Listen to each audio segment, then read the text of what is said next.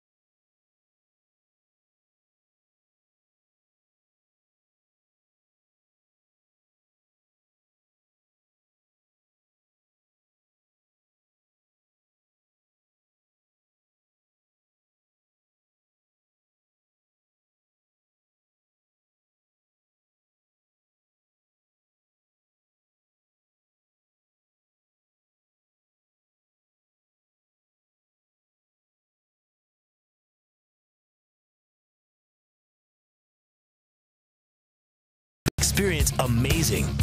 Blue Cross and Blue Shield of Illinois through it all. Ford, who invites you to go further in their fuel-efficient vehicles. Check out our entire lineup at your local Ford store or buyfordnow.com. Menards, save big money at Menards. And Southwest Airlines, yes to low fares with nothing to hide. That's transparency. And welcome back to PNC Park here in Pittsburgh. Kind of a weird day. We got some rain this morning and kind of had the threat of rain all day, even though the forecast has looked pretty clear, and hopefully we'll be okay the rest of the night. Cubs come in at 75 and 62 after a 6-game winning streak. They have dropped their last 2. The Pirates have won their last 3 in a row, allowing just 1 unearned run combined. So left-hander Steven Brault prepares for this Cubs Southwest starting lineup. A little bit of a different look tonight.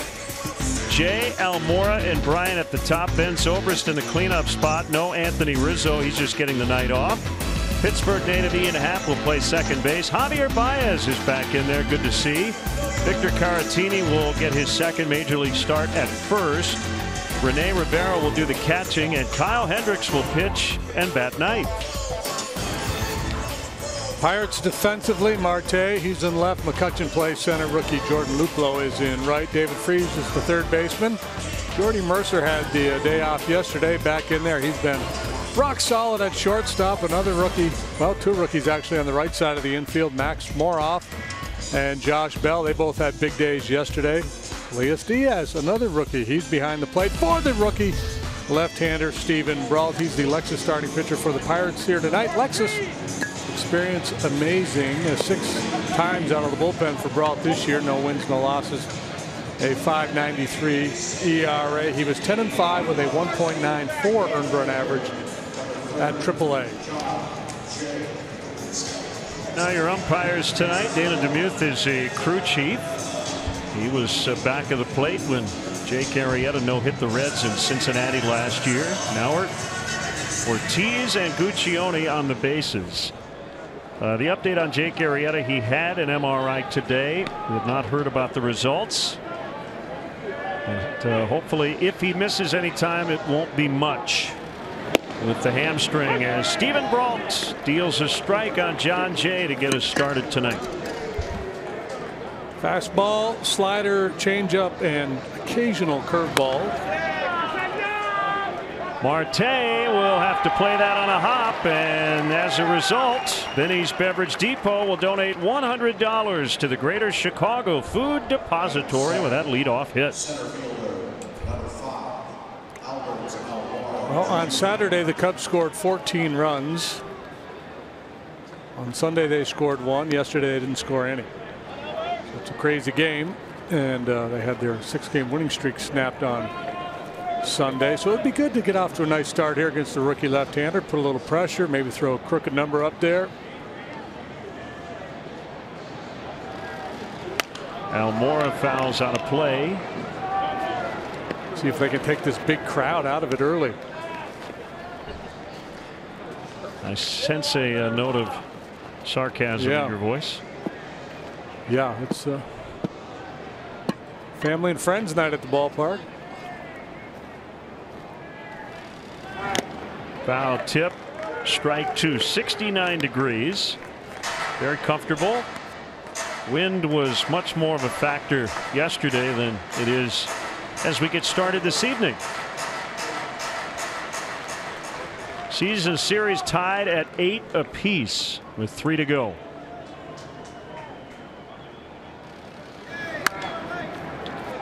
Another one hit on a play. Cubs have spent 41 consecutive days in first place. 3.5 ahead of Milwaukee. 5 up on St. Louis. 25 games to go.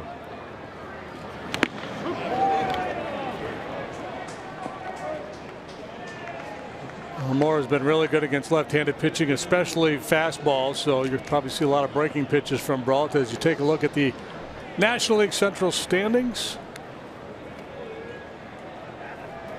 Cubs continue to lead the Brewers by 3.5, 4 in the loss column.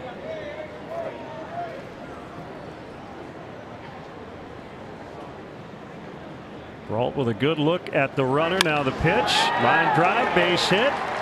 Cubs have 2 on with nobody out. So a team that had scored just 2 runs on 12 hits combined over their last 2 games. Great chance to get on the board here in the first inning this evening. Cubs have seen a little bit of Brault, even though he doesn't have much big league time. This is his second start against them. He made a start against them last year. He's also worked out of the bullpen on 3 occasions. He's allowed 9 runs in 8 2/3 innings. Chris Bryant will stand in 3 for 4 with a home run against Brault. He's been on base in each of his last 29 starts. They're going to try to turn it here, but they can't as Bryant's speed beats it out. So a good effort there by, I believe that was the second baseman Moroff. In the shift, he had to head to the bag and then try to complete the double play, but could not. First and third, 1 out.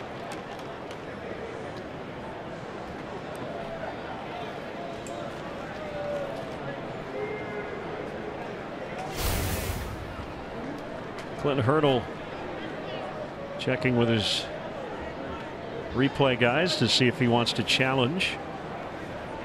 A little bit of a smile on his face, and he will not challenge. And he should have a smile on his face. He and Neil Huntington, the Pirates general manager, agreeing to 4-year extensions today.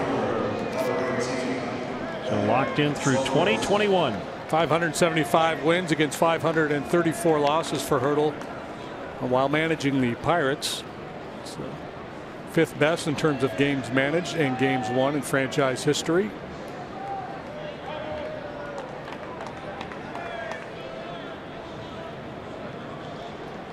I don't even know who's the winningest manager in Pirates history. Is it Chuck Tanner? It would be Fred Clark, Hall of Famer. Second guess. 1900 to 1915. Clark, Murtaugh, Jimmy Leland, Chuck Tanner, and then Hurdle.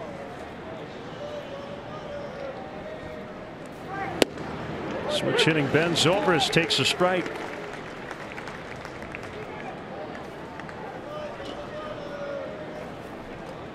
Well, if he manages to survive the 4-year contract, he can move into third place all time. 0-2 on Ben.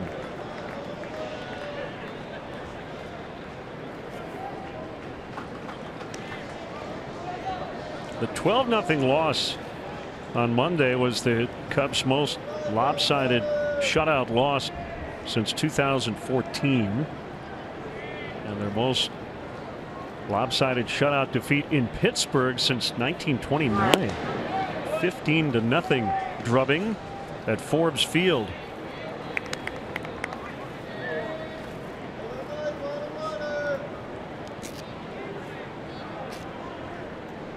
But other than hurting the run differential, a loss is a loss and you move on.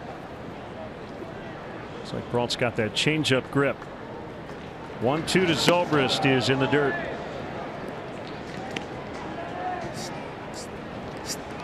Yeah, I think the bigger story yesterday was Arrieta having to come out of the ball game with the hamstring issue, and hopefully we'll get good news on that. I chatted with him today.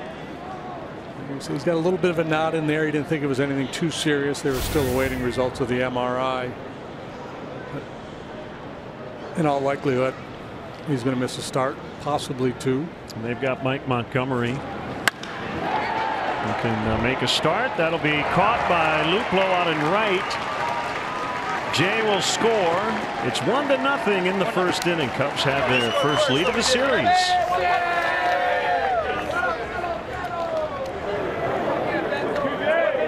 Zobrist picks up his 41st RBI of the year. Well, good work. Jay singles, Almora singles, Bryant hustles, beats the double play. That sets up Zobrist, who delivers the sac fly. Now Ian Happ with 2 gone. And Bryant the runner at first. Everybody can claim a little piece of that run.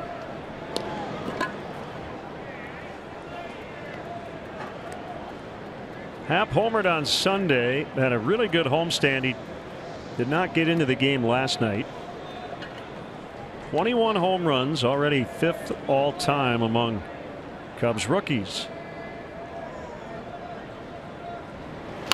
And he hits one hard and foul near the Pirates dugout. Batting average for Ian better from this side of the plate, but the other numbers, the on-base slugging better from the left side. See him attack that first pitch there. He does that more than any other Cub hitter. And he's had success doing it, batting .439 when he puts the 0-0 pitch in play. He's hit 6 home runs on first pitches. Bounce to Bell right at the bag. Cubs get one on a couple of hits. Pirates coming up against Kyle Hendricks when we come back.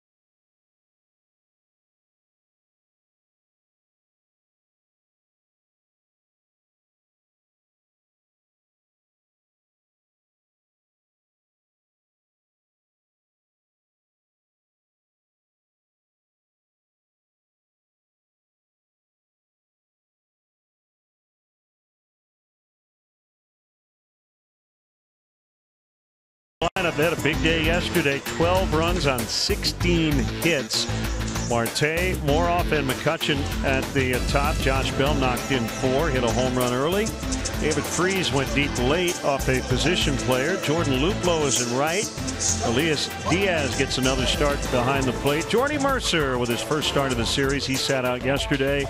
And the pitcher Brault will hit 9th. Who's where for the Cubs tonight? John Jay's on left. Albert Almora Jr. plays right. Ben Zobrist slides out to right field. Bryant Baez, good to have Javi back. He has played 21 consecutive errorless games at shortstop. Haps at second. Caratini makes a start at first. Rivera behind the plate. Lex is starting pitcher, for the Cubs tonight. Kyle Hendricks making his 20th start. He's 6-4 with a .332 earned run average. Coming off a 6-2 win over the Braves on Thursday. 8 straight starts, allowing no more than 3 runs. Coming off the disabled list, 8 starts, a .231 ERA. Whoop, whoop, whoop, whoop, whoop, whoop.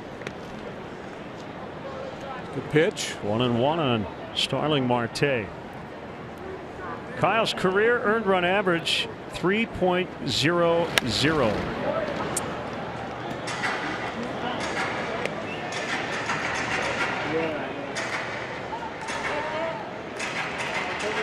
See, a 3-0 in college is a solid B, right?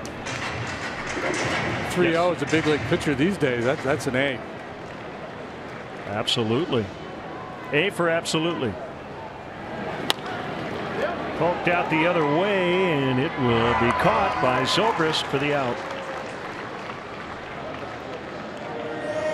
Kyle, 4-2 lifetime against the Pirates. This is his 10th start against them. He has a .331 earned run average against these fine fellows. The 2 guys that have given him the most trouble are currently on the disabled list, Polanco and Josh Harrison. Moroff 3 for 5, homer double, a career best 4 knocked in yesterday. Harrison with the broken left hand, hit by a pitch on Saturday, so he's done for the year. 2-time All-Star Josh Harrison. He's letting everybody know he's cutter, changeup, cuts his changeup, sinker.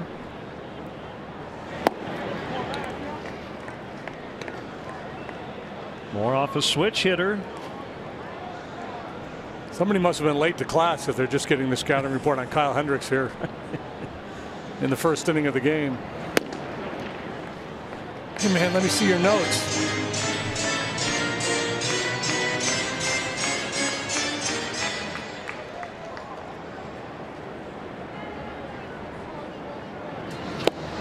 Good changeup. Ball just never quite gets to the hitting zone. Among the analogies we've used, throwing the paper airplane. Styrofoam cup. Yep. There's another one. Broken bat off the end of the bat. Zobrist in. He'll slide, and he's got it.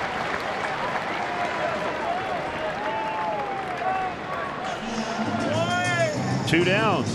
You know, Kyle is a ground ball pitcher, but sometimes he'll have a game where he gets a lot of outs in the air, kills the catch hitters out in front with that changeup, and he'll get a lazy fly ball like that. There are other times when he's so effective with the changeup early, he'll start to work the fastball in up on the hands, and that ball gets hit in the air a fair bit. But typically, you see a lot of outs on the ground with Hendricks out there.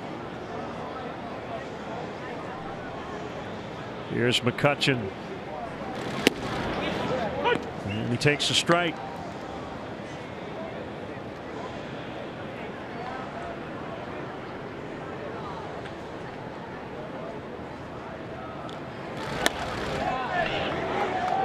Fight that one off into the first base dugout.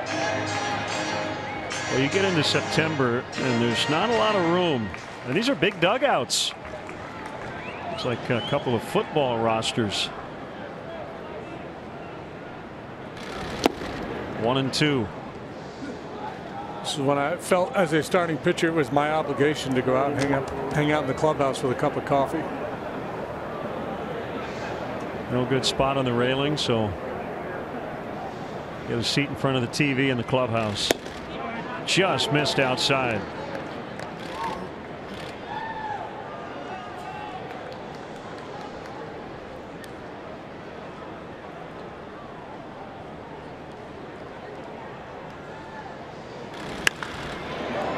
ton, but way foul.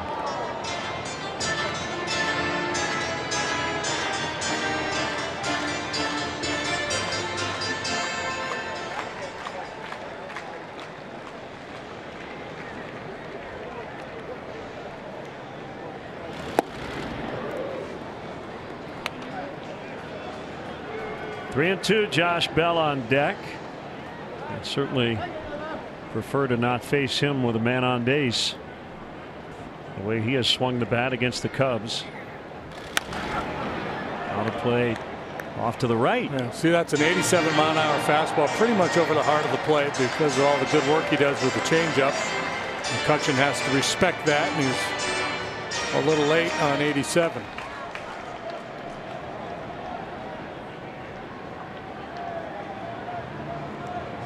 Rivera gives the sign. Another 3-2 called strike three. Painted the low and outside corner to get McCutchen, and the Pirates go 1-2-3 in the first. Cubs lead 1-0.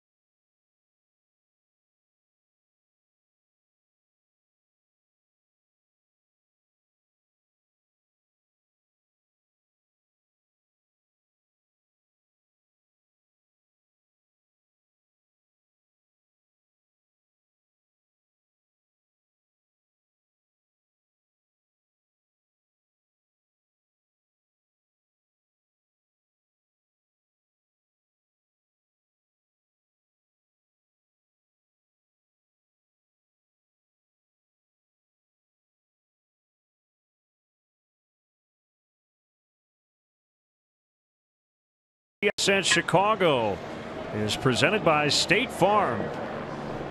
Stephen Brault to Javier Baez, who takes a strike. Missed one game with technically a sore left thumb. Got hit in the eye on a headfirst slide into second base on Sunday and had to leave early due to some blurred vision. The 0-1 pitch hit a ton to center. McCutchen will have room. He's got it on the warning track for the first out.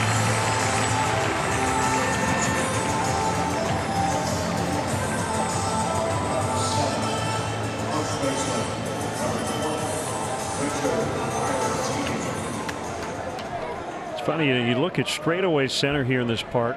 It's .399. Most ballparks straight away it's in 400, 405, 410, but it looks really deep. Now obviously left center is the deepest part of the park at 410. There's just something about certain yards bigger than others, even if they're not. Yeah, the way your eye, maybe it's because there's no wall behind it. You look out under the city and the river and the bridge, but maybe it's our broadcast position, because I thought the same thing last night looking at Kyle Schwarber in left field run a ball down against the wall. And I was thinking that's the furthest a left fielder has ever been to me in my broadcasting career. That's 2-0 On switch hitting, Victor Caratini playing first base tonight. He's filling in for Anthony Rizzo. Swing and a miss. And as you see, Brault staying away these first 3 pitches. The home run was a game winner July 30th in Milwaukee. He was playing first base that day.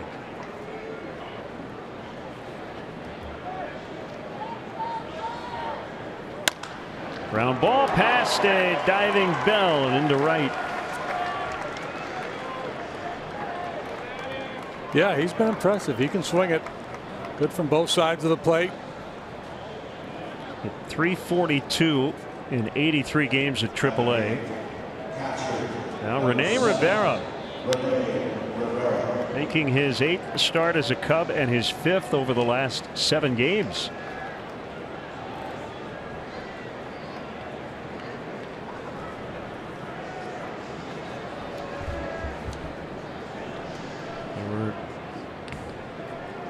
Chatting with Joe Madden today, and he was admiring his bench tonight.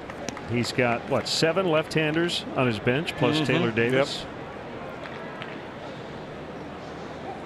Yep. Avila, Freeman, Hayward, La Stella, Martin, Rizzo, and Schwarber. Knocked down. Caratini will hold it first. 2-0 on Rene Rivera.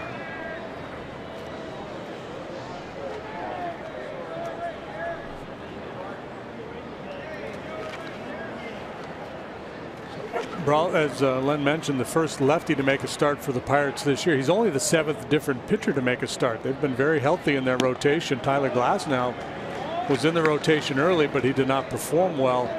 He was demoted. Trevor Williams took over. He's been solid. So it's interesting when you contemplate the Pirates rotation next year. Despite the year this kid had at AAA, and Glasnow was one of their top pitching prospects, he had a sub-2 ERA. Right now, there's no room for either one of these guys in their rotation. Ivan Nova has really struggled here lately, so his turn being skipped. And a look at Garrett Cole. And the pitch on Wednesday as Rivera takes the walk, and that'll bring up the pitcher Hendricks.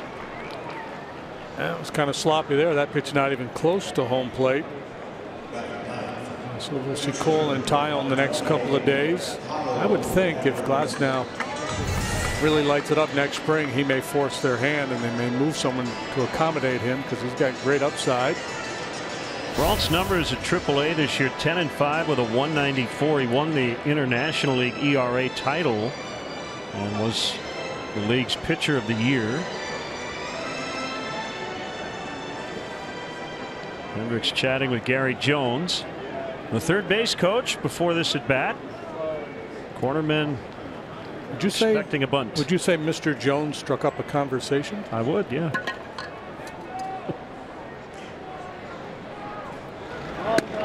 Hold it back, throw to second, and he's back in time. Well, it looked like they had a shot at him. Yeah, always perilous situation there for a base runner in this situation, especially one who's not particularly speedy. Because he knows they would prefer to make a play on him at third base. So he's trying to get a good secondary, and if you get the bunt through, or if you see the ball, near the zone and you anticipate it's going to be put in play, you tend to get a little further with your secondary lead. Not showing a bunt configuration there, and takes a strike, 1-1. You got your Apple Watch on? Text me what Jonesy just told Kyle. He said, do whatever you want to do. He swings away. This is an easy play in right for Luplow. Yeah, the big New York Times story today regarding sign stealing. Allegedly, the Red Sox using technology in their dugout to get some signs. Yeah, clubhouse personnel relaying signs to trainers wearing Apple Watches, who would then tell the players, who would then presumably relay it to a base runner on second, who would let the hitter know what was coming. It's like a game of telephone. So it'll be really interesting to see what sort of punishment, if any, is handed down. Jay fouls away, and then it opens up a bigger question about the use of technology in our game today. Now, I don't know if the Cubs use the iPad, but that's been an MLB approved thing, right? To have iPads in the dugout with all the scouting reports and information. But I assume those are not connected to the internet. Well, the bigger issue is I think because there's video. So you're sitting in a video room, you've got a camera trained on the catcher, you can watch his sequence of signs. You could have one person just focusing on that, and you know, if over the course of the game, if you've had a handful of base runners on second base, you can say, okay, it's the second sign after 2 means fastball, and then you can relay that to the bench, and they in turn can relay it to the base runner. So I think that, and that's, you know, we see so many trips to the mound by catchers with men on second base, and I'm guessing a lot of it is just, hey, let's change the signs. Let's change the signs frequently so other teams can't get locked in on us. Well, maybe this is a ruse for the Apple Watch people. Are we going to get to the point where you're going to have everyone wear a watch and just have the catcher basically text the pitcher? I have a little headset and just tell them. Well, you could, and you got to cover your mouth. Yeah. Yeah. 1-2 to Jay. And in the dirt. Right. So we're trying to speed up the games in terms of pace of play, but then the other side of it is the sign stealing. And the article seemed to kind of intimate that a lot of teams do it. It's just that the Red Sox maybe shorten the chain of communication a little bit.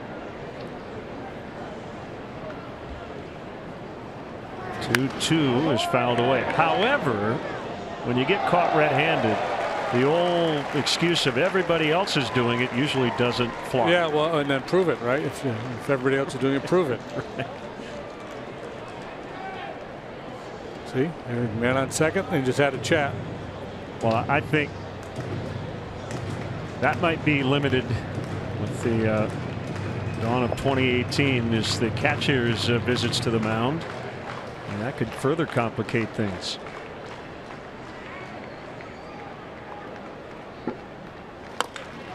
Nice play by Brault. So a 1-out single and then a walk, but the Cubs strand 2, and they lead early 1-0.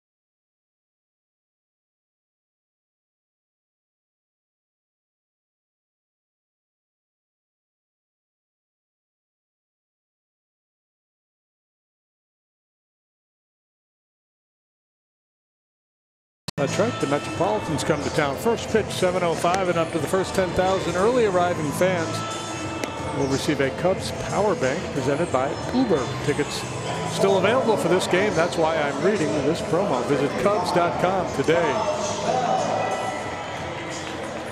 Yeah, the kids are all right. They're getting younger and getting a look at a few guys who might be a bigger part of this next year. Moroff, Bell, Diaz, and Luplow, all with big games yesterday. Moroff and Bell combining first Pirate teammates ever as rookies to knock in 4 apiece in the same game. A strike on Josh Bell. Josh Bell will finish high in the National League Rookie of the Year voting. Moroff more of a Johnny-come-lately, but he's an intriguing player.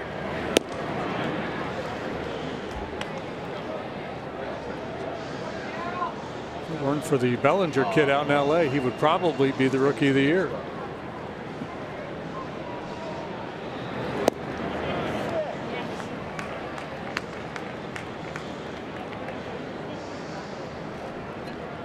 Way away away, you see on our pitch cast. And you're going to throw something down here. And it is hit on the ground to Happ for the out. Congratulations, Anthony Rizzo. He is the Cubs nominee for the coveted Roberto Clemente Award, and I think he's going to win the Major League Award this year. Recently, he and his foundation made that $3.5 million donation to Lurie Children's Hospital. And as he chats with Alex Avila, I know Anthony is concerned about his family in South Florida. I'm sure Alex and Albert Almora. Cubs have a few guys with South Florida ties. Well, they've got a hurricane bearing down on the Keys, and since they're not only worried about winning baseball games, but want to make sure their families are taken care of as well. Here's the 0-1 to David Freese, and he punches that one into right for the first Pirate hit tonight.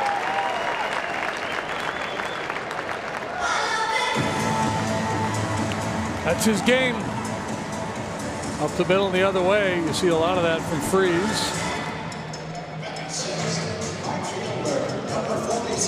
Well, Jordan Luplow playing right.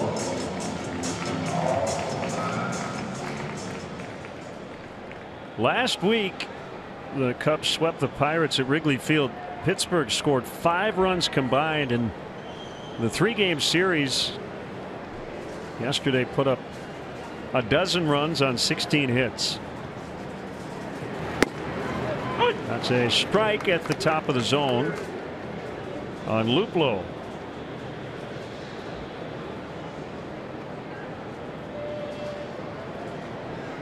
He hit his first Major League home run on Saturday against the Reds.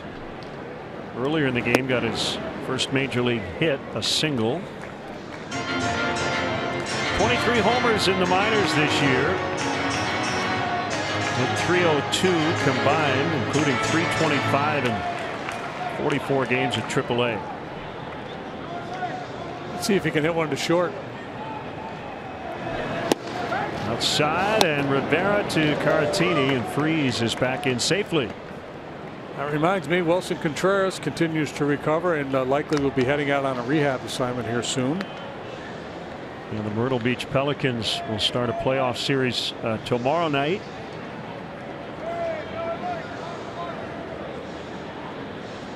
Speaking of the Pelicans, want to congratulate their radio voice Scott Kornberg. That one is hit way deep, and it is gone. That's where the big boys hit him. Jordan Luplow with a go-ahead 2-run homer, and it's 2-1 Pirates.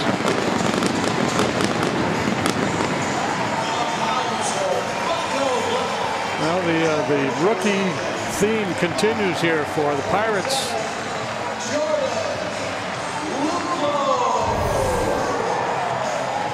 Trying to go down and away. That ball stays on the plate. Here's your Ford home run replay. Powerful swing by the young outfielder.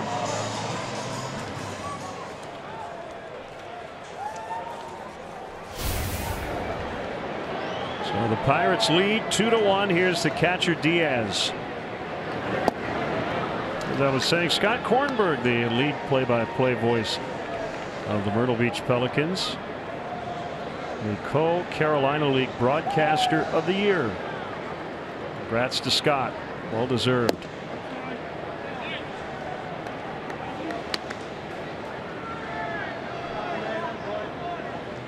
2-0 on Diaz.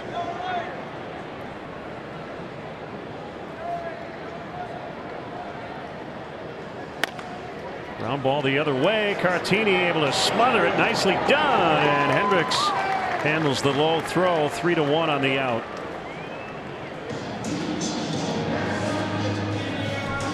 Two down. Yeah, probably a play there where Cartini could have stayed home and Happ would have made the play for him. But all's well that ends well as he's able to smother it, and Hendricks gets over to the bag. That's kind of an awkward angle for that throw.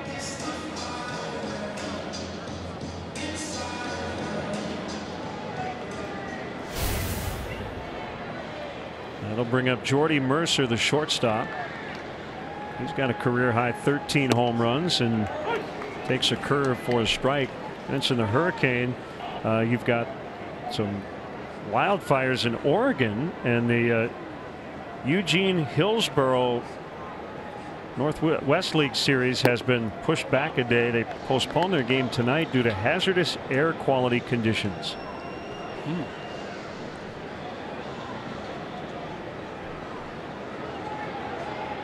Kyle's 1-1. Picked up by Happ.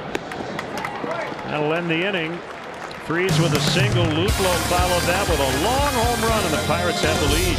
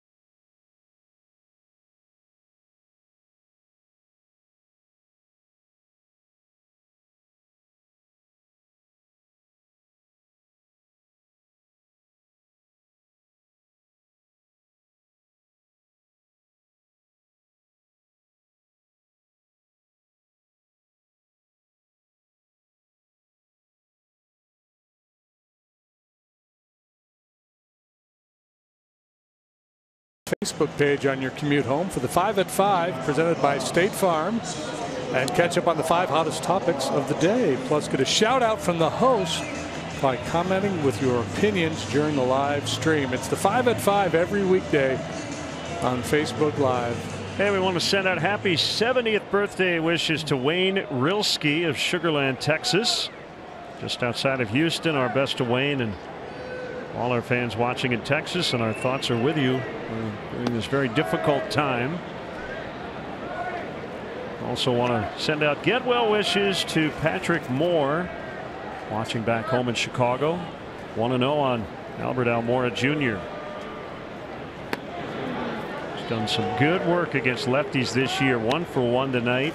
Came in hitting .347 versus southpaws. Yeah, I looked the other day too. He was well up over 400 against left-handed fastballs and went ahead in the count, batting better than 500. So you get him in a hitter's count where he can sit dead red. He's really doing a lot of damage.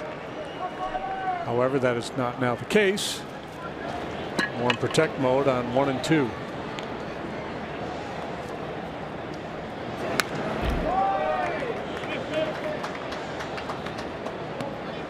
He only fought off some 2-strike pitches in the first inning before ending the at bat with a single.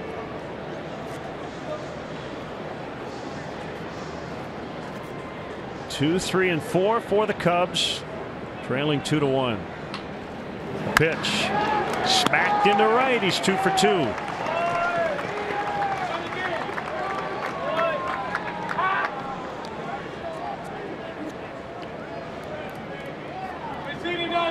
So leadoff single now. Bryant hit into a fielder's choice in the first. Stayed out of the double play though, and that ultimately led to Ben Zobrist's sac fly, which plated John Jay. If the Pirates were at traditional double play depth, they probably get their double play, but they shift for him. You see it, there it is again now. You see, that looks like a perilous shift, right? Because you're thinking, well, if you're Chris Bryant, he could just serve one through to the right side. But obviously the Pirates know that when he hits a ball on the ground, mostly he'll pull it. And if he tries to change his game, then the team is usually fine with that too when it comes to a guy of Chris Bryant's caliber. Well, yeah, because the part that I think people miss is they just hit that ground ball through the hole. Right. The just implies that it's easy, and it's not. If you change your swing path, change your whole approach, you likely would hit a little pop-up flare somewhere. It's not to say he's not capable, in the right set of circumstances of hitting the ball through that side of the infield, but it almost never happens. He does go up the middle a fair bit, but and that's why Moroff is playing basically behind second.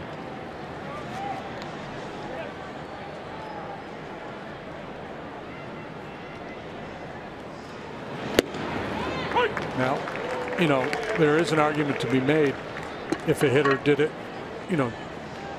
just a little bit, that it would be worth defending, because a base hit here to the right side through that hole on the right side, that means the base runner is going to go from first to third. Almora likely ends up on third base. So this is a little higher risk than a nobody on base shift. Broken bat liner into center for a base hit. Almora will stop at second. So the Cubs doing what they did in the first, and that is put the first 2 men on base.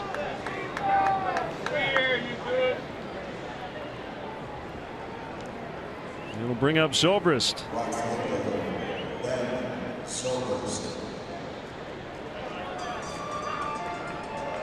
So Bryant now continuing his on base streak in starts. 30 games and counting. Third hit of the series. Diaz out with some signs just in case Zobrist is contemplating a bunt here, which would be a little odd from your cleanup man, but it's a different look to the Cubs lineup here tonight, and Ben has struggled from the right side of the plate.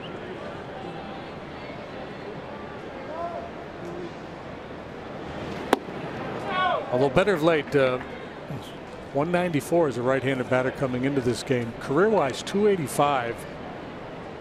Over the last few games, much more solid contact. He battled that wrist issue for a long time. Clearly influences those numbers.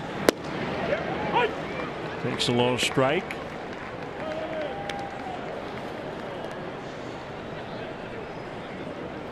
Brault is from Southern California, as is Kyle Hendricks. Brault grew up rooting for the Padres. 25 years old. The pitch, little tapper on a check swing. It'll play like a sac bunt. It'll go 1-3.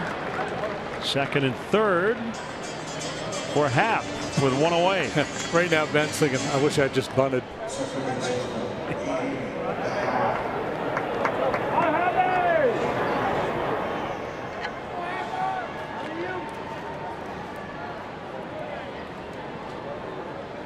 Cubs have 5 hits to the Pirates 2, but all the Cubs hits have been singles. One of the 2 Pirates hits a home run. That gave them the lead. They'll play everybody back except Bell, who is off the line at first. And ball 1.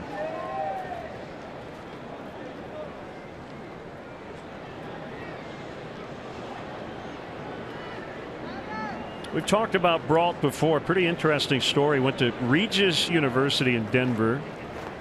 11th round pick of the Orioles. He was a two-way player in college. Played some outfield and pitched. He was a vocal performance major in college. Played Joe Hardy in high school in Damn Yankees. Yeah. Obviously, he likes tattoos.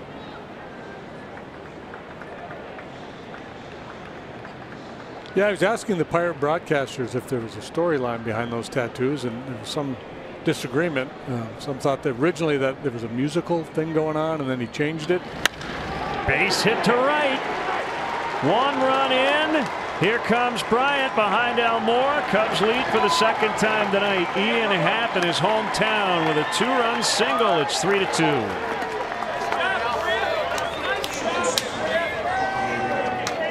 Seem to recall Ian have a big game here earlier this year.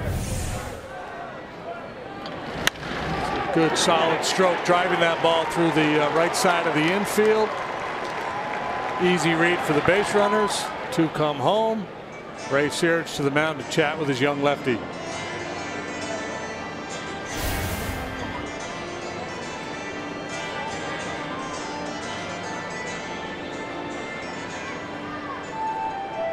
Ray Searage out to talk it over, and we'd like to remind Cub fans we're in the stretch run. Come out and support the Cubs as they drive toward the postseason. Tickets are still available for all remaining games, especially the Mets series next week. Go to Cubs.com now to reserve your seats today.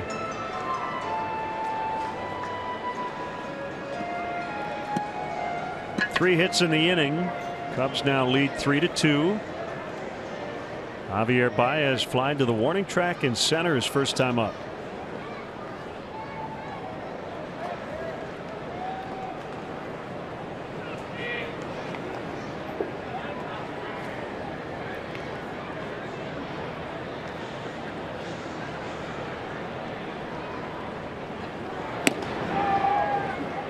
Just missed, ball 1.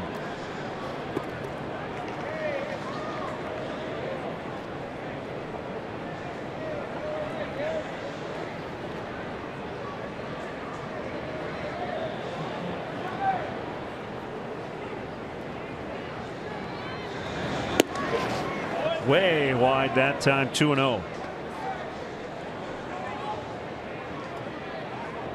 Yeah, he's thrown some head scratcher fastballs. Almost missing our graphic.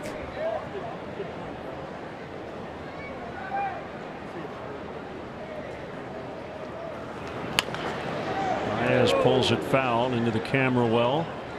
2-1. There's been a lot of talk about his aggressive nature on the baseball field and the fact that the Cubs are not going to try to rein him in. It's just the way he plays, and Joe's point is if you try to rein him in, that's when a guy gets hurt. You don't want him thinking about trying to avoid injury. Hit hard on the ground. Mercer can't get it. Happ will make the turn. He'll end up at third. That's the 4th hit of the inning. Keep the line moving. Yeah, I don't think you ever want to rein a player in, take away his aggressive nature. Now you don't want a guy being reckless on the baseball field, running into outs and things of that nature, but that's not Baez. He's a pretty heady player. Almost always makes the right decision out there.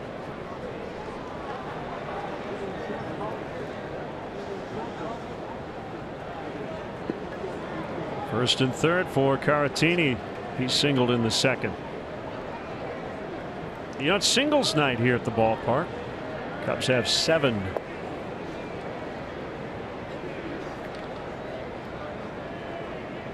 Happ way down the line at third as Victor takes a strike.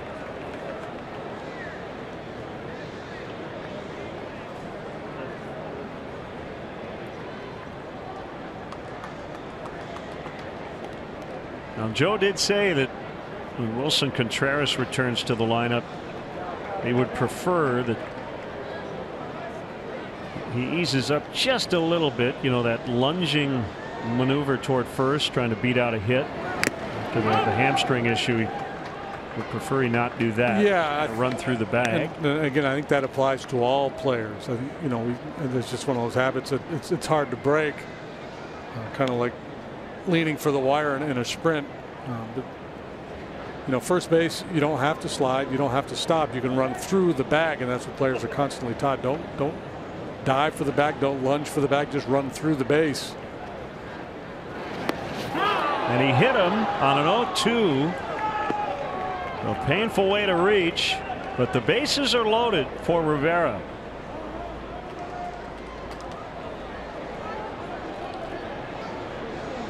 This is the year of the hit foot. Is that how it's going to be remembered? The 2017 season, I remember it well. More guys got hit in the feet by pitches than any other year in baseball history. You can look it up. Pirates will be a double play depth around the infield. Cubs lead by a run. Hey, he hit a grand slam the other day, first one of his career. He did. Banged it off the pole in left at Wrigley Field.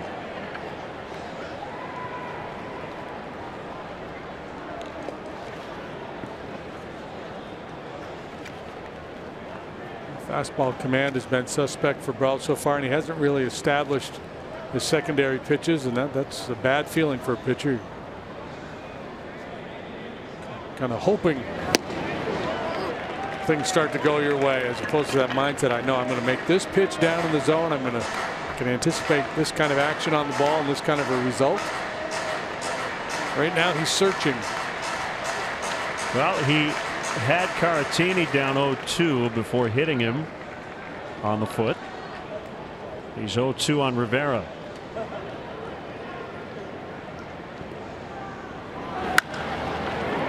Fly ball to right. It's not that deep. We'll see if Happ's going to go. Nope. As Luplow makes the catch. The thing Ian did is kind of interesting. I don't know if we can get another look at it. He got behind third base. Did he get like a little running lead? A sprinter's start. Watch this.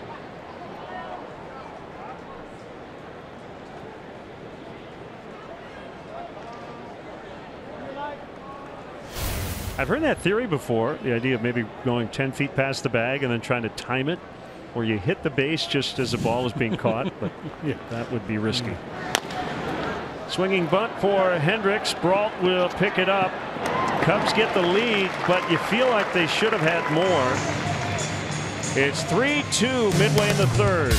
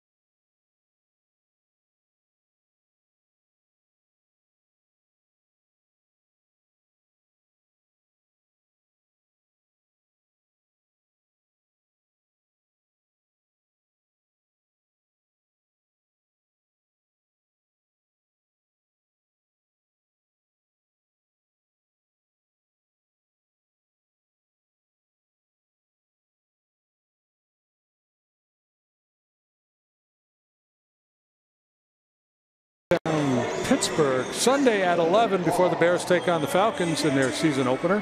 CSN kicks off its game day coverage with Bears pregame live, hosted by Lawrence Holmes with former Bears Lance Briggs, Jim Miller, and Alex Brown. It's the only live local Bears pregame show in Chicago. Live stream available at csnchicago.com/watch live. Cubs sent 8 to the plate in the top of the third. Ian Happ with a go-ahead 2-run single. So it's 3-2. The pitcher Brault getting his first at bat tonight.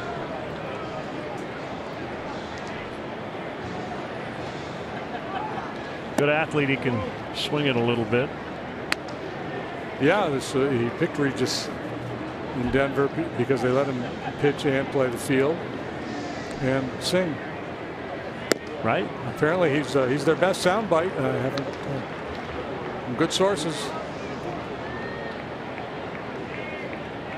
You know, mentioning Hurricane Irma, I should also note Javier Baez, Rene Rivera, they're originally from Puerto Rico.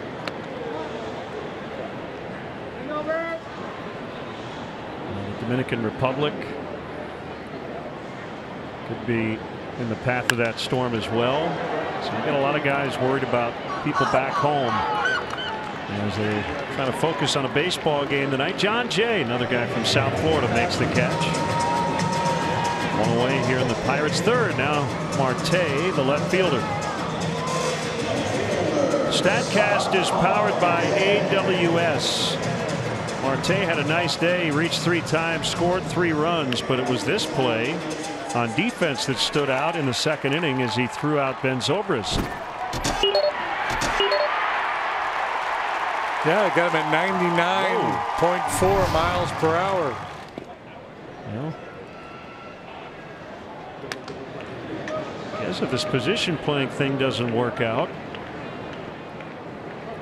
he could take the mound one of these days, although I don't think that'll happen. Leonis Martin hitting what, 92, 93 last night. Yeah, I guess that's all you need to know about how things went for the Cubs yesterday. Leonis Martin, an outfielder, made his Cubs debut on the mound.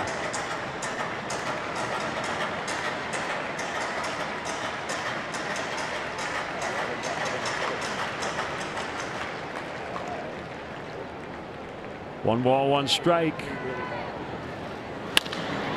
Sharply hit grounder, backhanded by Baez, gets rid of it quickly and gets his man.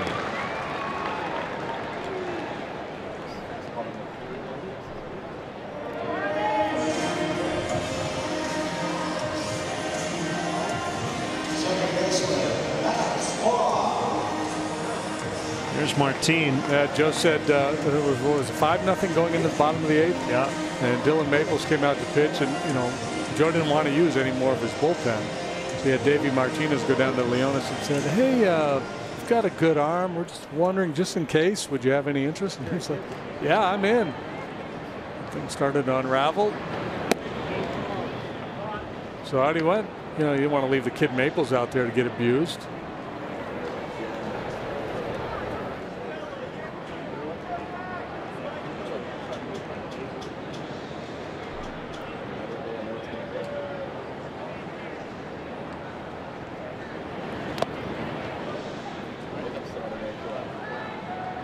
The Cincinnati Reds lead the Brewers 1-0. They're in the 4th in Cincinnati. Zach Davies is pitching for the Brewers tonight. Robert Stevenson for the Reds.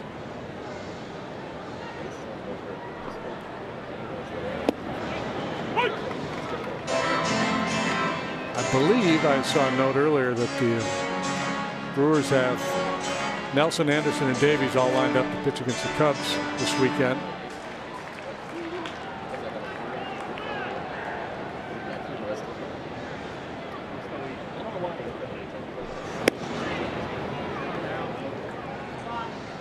Now 3-1 on a borderline pitch.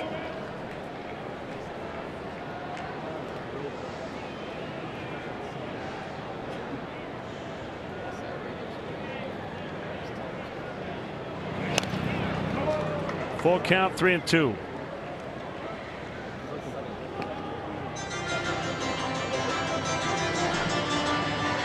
Pirates runs coming on a 2-run blast by Jordan Luplow, well over 400 feet to left center.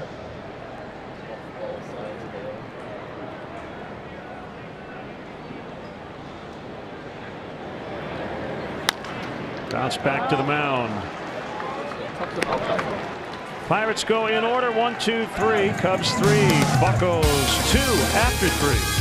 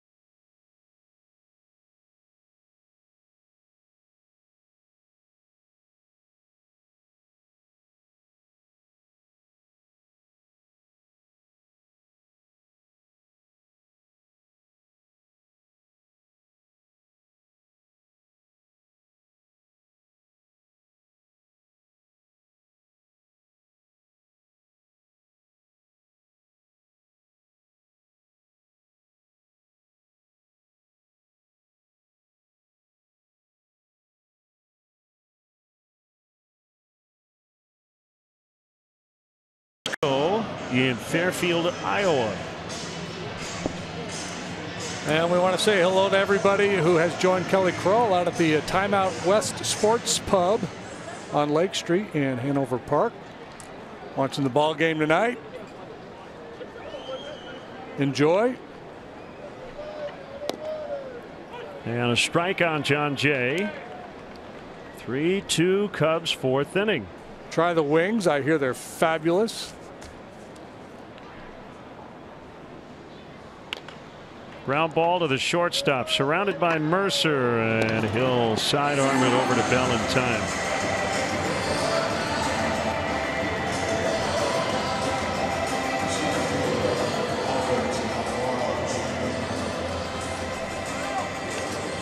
The bark in the park? Yeah. Not sure if it's a special night or that's a special section they have every night.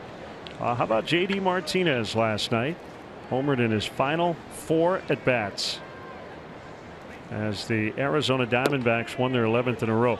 I kind of feel bad for Robbie Ray. Yeah. He took a perfect game into the 6th and struck out 14 and nobody cared. Somebody had to care a little bit. Well, I just mean in general. That was in terms of the headlines, yeah. Was not the narrative you heard about. Yeah. Because that's the first I heard of it. I knew the J.D. Martinez story. I didn't realize Robbie Ray was that good last night. Yeah, J.D. becoming what, the 18th player in Major League history with a 4-home run game. Yep. And the first since Scooter Gennett way back in 2017. Yeah, we've had 2 guys do it here in 2017.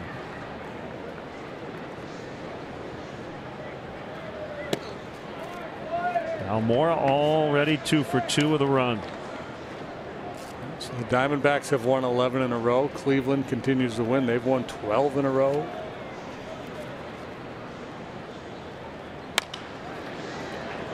This one will be caught by Luplow.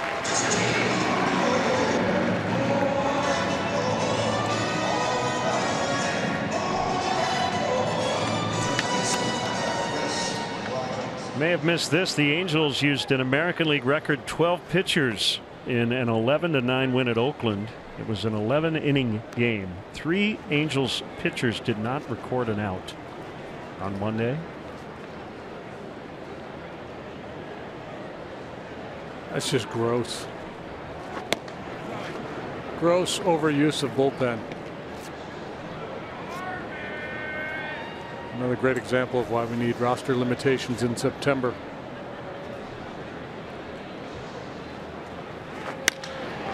Out into left center for Chris Bryant.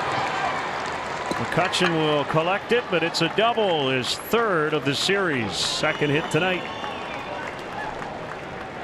Stephen Brault does not have an answer for Chris Bryant. He's enjoyed great success here in this ballpark. Prior to the game last night, I checked, he was hitting better than 400 here. Bat stays in the zone. Beautiful swing.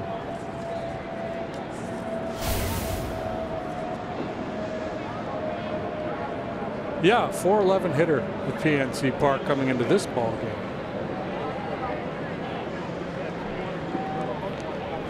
Well, it is singles night, but we'll allow it.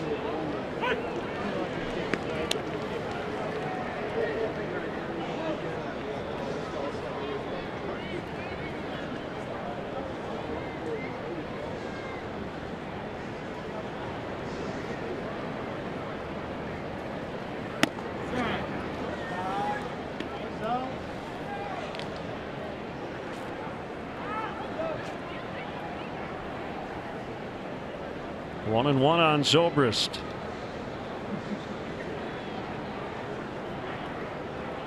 Here's the pitch. 2-1. Cubs in the middle of a 20-game and 20-day stretch. Day 15. The next off day will be Monday. You know, Joe, I'm talking about Anthony Rizzo tonight. He said if I don't give him tonight off, then I probably have to give him a day this weekend against Milwaukee, which I'd rather not do. So you pick your spots. It's the 5th time all year he's been out of the lineup. So he basically is giving him a day a month. Yeah, and recharge his batteries. You know, you got a left-hander on the mound. Not that that's that big of a deal because Anthony hits left-handers. Ball 4. You never know how a game is going to play out, but you feel like you've got a favorable pitching matchup with Hendricks versus Brault. You've got him available late, off the bench if needed. Here's Happ, who gave the Cubs their current lead with a 2-run single in the 3rd. And it's called paying attention as a manager too. You obviously you can look at numbers and say, well, this guy, he's played every single day for the last X number of days. I need to find a time to get him a day off. But you also pay attention. If a guy looks like, yeah, maybe his bat's just slowing down a little bit, or something, think, yeah, you could use a day. You give him a day.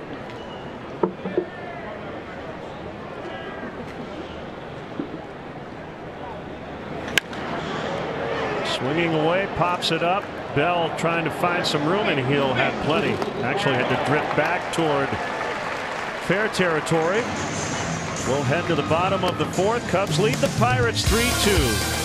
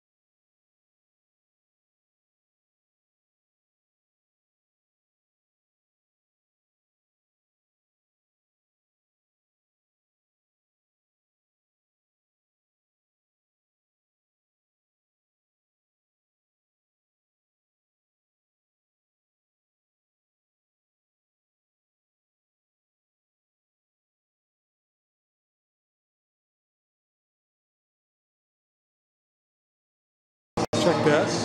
On Thursday, Take two. On Thursday, September 14th, Cubs Mets, first pitch 7:05. Up to the first 10,000 early arriving fans will receive a hot and cool tote bag presented by Plumbers 911. Tickets are still available for the game. Visit Cubs.com today.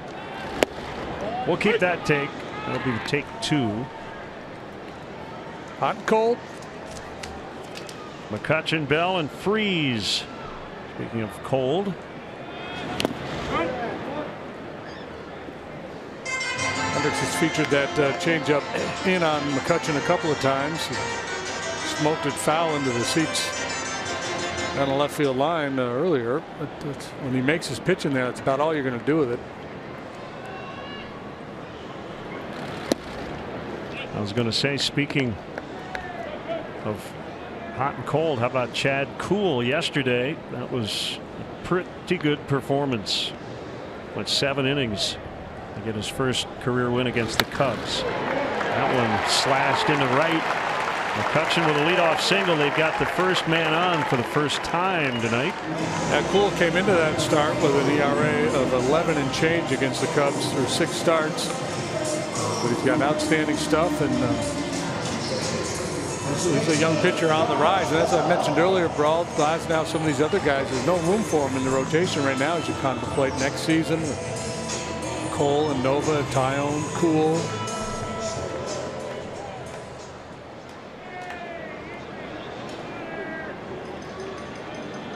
Bell set a National League rookie record for switch hitters with his 24th homer in the game yesterday. And he lines out front of first late. Ian Happ, who's 3 homers behind him, just about turned a 4-3 double play.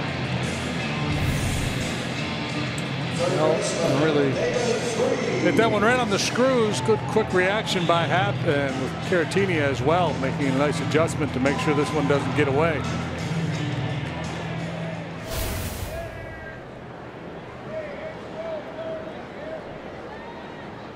Here comes pretty good double play candidate. McCutchen back safely, 10 steals on the year.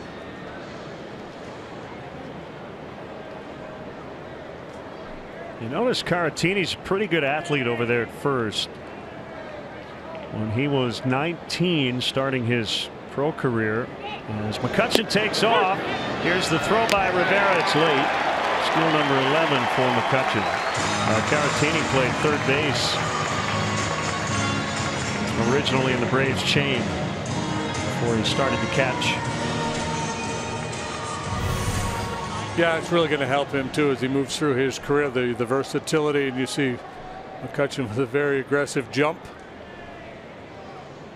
So the tying run at second base with 1 out and a 1-strike count on Freeze. The pitch taken for strike 2.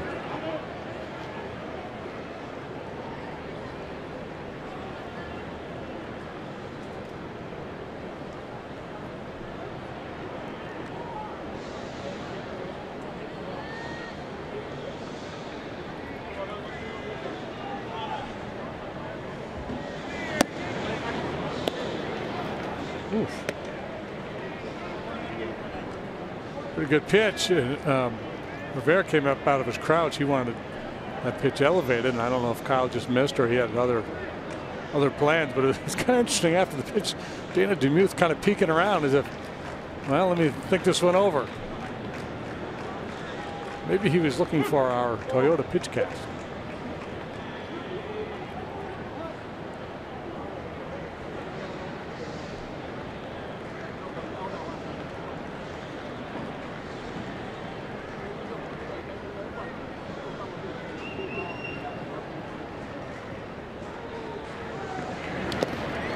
Down by Rivera.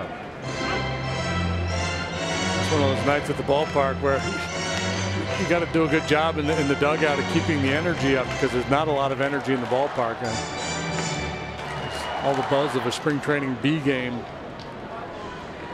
That last play Won't show up on the box score, but just the block of that pitch by Rivera, keeping McCutchen at second. That's huge in this spot. Don't want him at third with one out.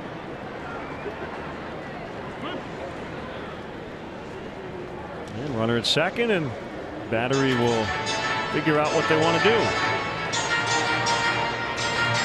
So a lot of times in this spot, a catcher will still give signs even though they've just talked. Is that to throw off the other team a little bit by doing something different with the sign sequence? And maybe, you know, and a lot of other times they'll go out and decide on a pitch and just throw it. You see he shook his head there. He just wanted Kyle to shake one time. Ground ball, backhanded Baez. 2 down.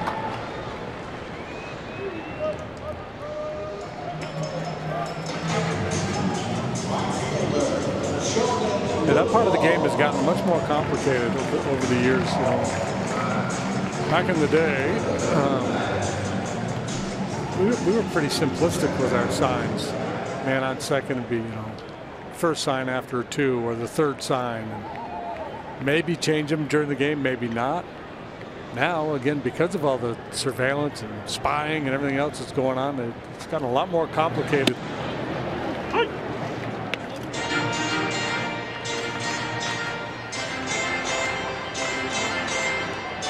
Some guys will use a sequence where we'll find, you know, if I'm even in the count, it'll be the first sign. If we're ahead in the count, it'll be the second sign. If we're behind in the count, it'll be the third sign.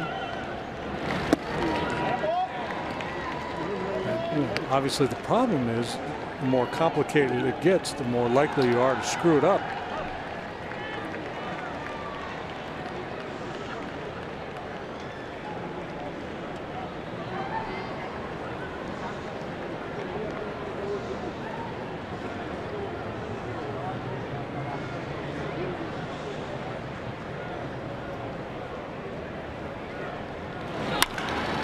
Right to Bryant. He'll get Luplow, and nice work by Hendricks to work around the McCutchen leadoff single and steal.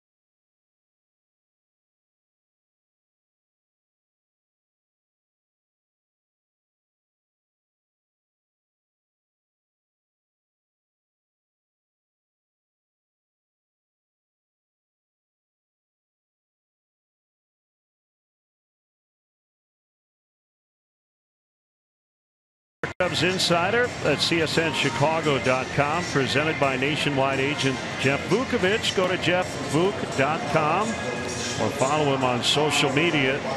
Nationwide is on your side.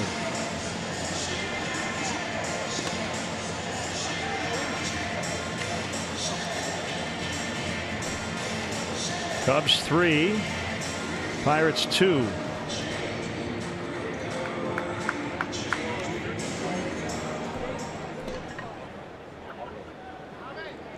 Luplow, 2-run homer for the Pirates. Cubs RBIs from Ben Zobrist, sac fly in the first. 2-run hit. Ian Happ in the third to give the Cubs their current advantage. Ball 1 to Baez.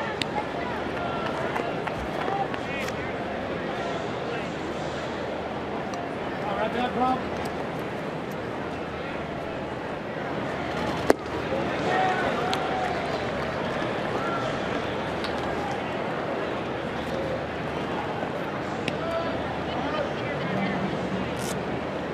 lot of traffic against Brault here tonight, but he's hung in there, having allowed just the 3 to this point.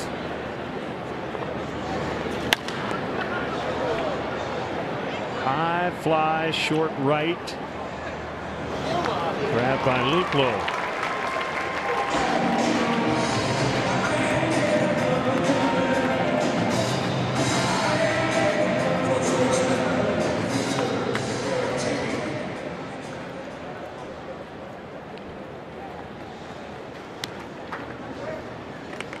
Caratini, boy, Cubs are pretty covered back of the plate, right? When Contreras comes back, especially, he could be back within the next week. Yeah, they got enough catching now. Every pitcher in the rotation could have their own personal backstop. If you count Kyle Schwarber as your emergency guy, you've got Contreras, Avila, Rivera, Caratini, Davis, Schwarber. Taylor Davis, congratulations. He had his contract selected today. Active roster now at 33. He's 27 years old. Florida native. Made the internet rounds with his interesting relationship with the TV cameras while playing for Iowa. We were trying to get him to look at us from that particular spot, but you can imagine first day in the big leagues, he probably doesn't want to push it too much. I would think, yeah. He wants to be maybe seen, but not very much, and definitely not heard.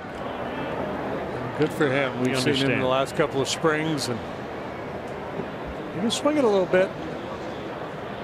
Yeah, real good guy, and happy to see him here.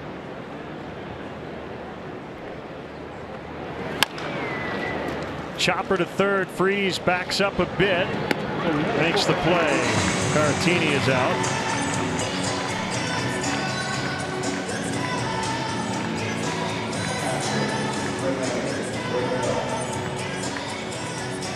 Cubs today also named their player and pitcher of the month for August.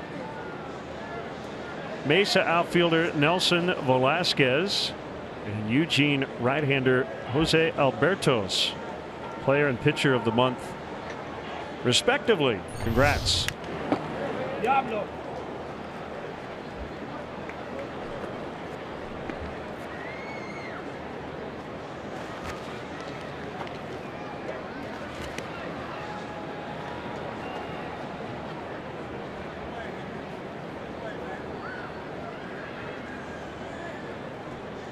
And you know, you get to September, you not only have minor league call-ups, but you've got coaches, instructors. Good to see Andy Haynes here. Did I see Doug DeCenzo? Is he with the club? He may be. We see him every few weeks or so. Chuck Checks in Boffman every now and then. With the athletic training crew is here. Great to see all those guys.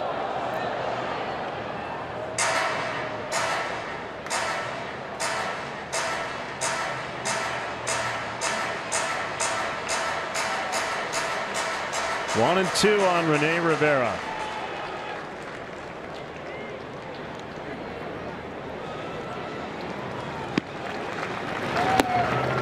That's low and outside. So Brault trying to get through 5 here. This will be his 90th pitch.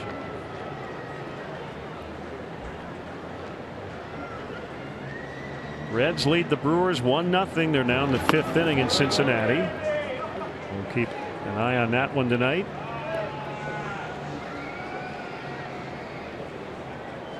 Cardinals play later in San Diego.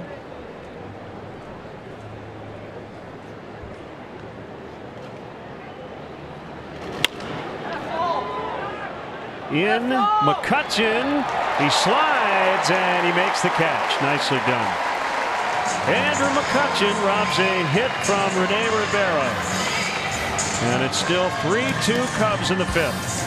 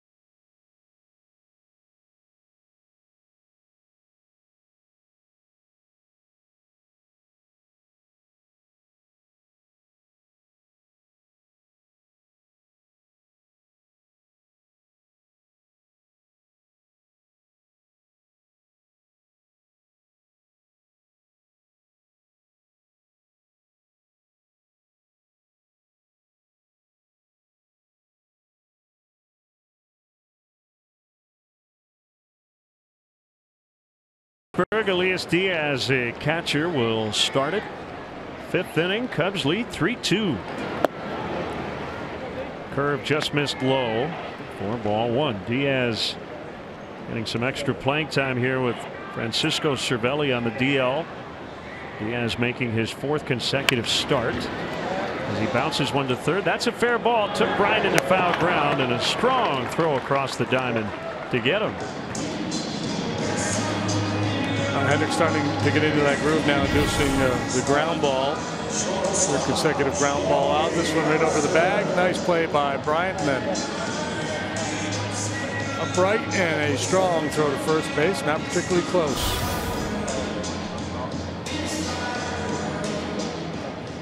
Mercer steps in. Game-winning homer on Sunday against the Reds. His career best 13th on the year. 5 for 10 in that series at Wrigley Field last week with a double and a homer. He's going to tap his chest here and stay with him right there. Did you ever get to the bottom of that? No. You need to remind me. Okay. This is on you, not me. Okay. What's the deal with Jordy Mercer tapping his chest before every pitch? Busy night over there on the left side of the infield. Baez and Bryant.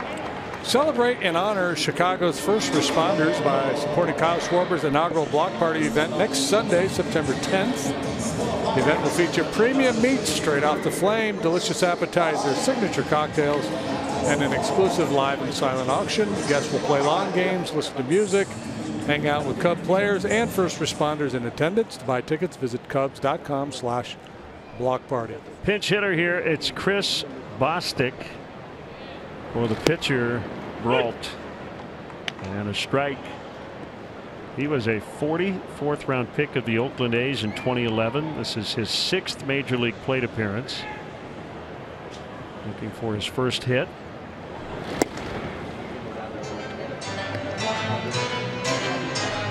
Acquired last September from Washington. That's Wade LeBlanc, a left-hander, up for the Pirates.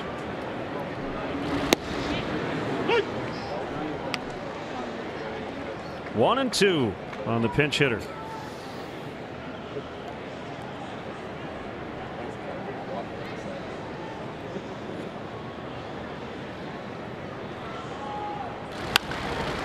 Hey, Len. Hey, JD. If you think of it, find out why Jordy Mercer touches his chest. I will do my best. Consider yourself reminded. Okay. Got that out of the way. Yep. It's like playing tag. Now it's on you.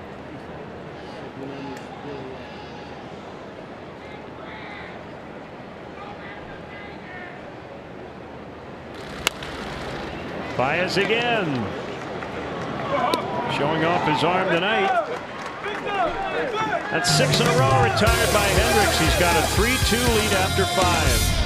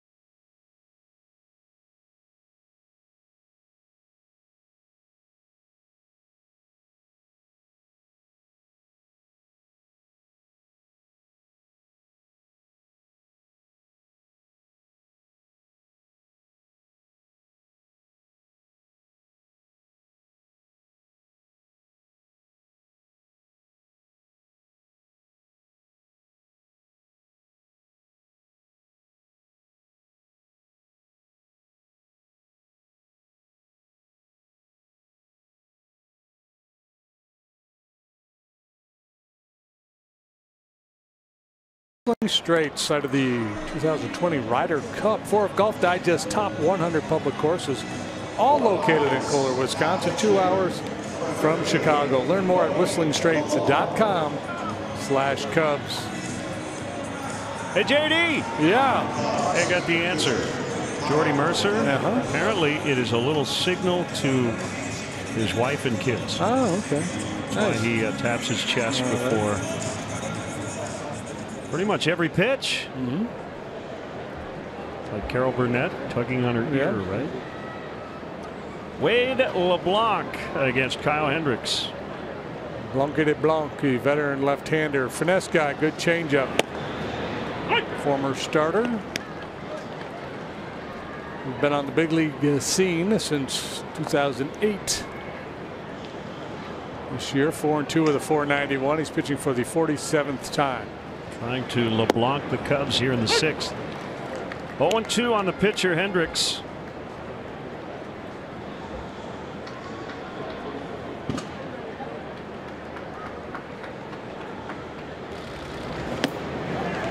Swing and a miss, strike 3. Taste of his own medicine there with that good changeup. First strikeout recorded by the Pirates here tonight. Brault didn't have any in his 5 innings of work.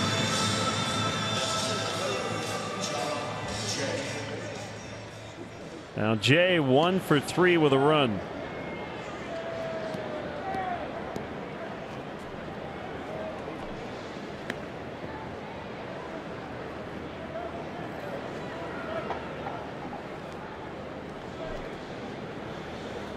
Freeze in on the grass at third as John takes a strike.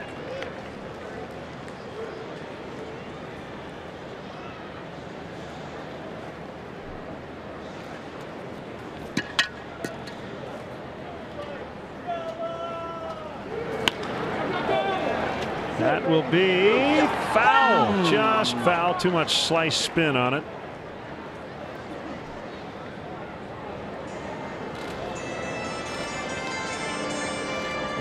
Looking like a 1-out double. Instead, it's a do-over for Jay. Little wardrobe malfunction there he had to take care of. Brault tonight, 5 innings, 8 hits, 3 runs. They were earned. He walked 2, as I mentioned. Didn't strike out anybody. Hit a man. So a lot of traffic. Cubs have left 8 on base tonight.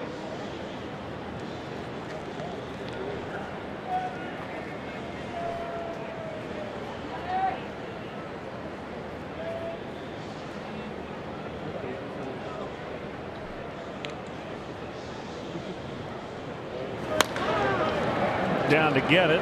Soft liner out to McCutchen for the 2nd out. Hey, happy birthday to Hall of Famer Bill Mazeroski, the former Pirate great, 81 today. Played his entire 17-year career here.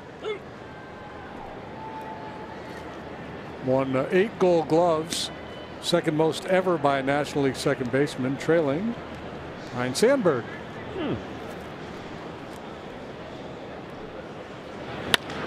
Ground ball, Mercer.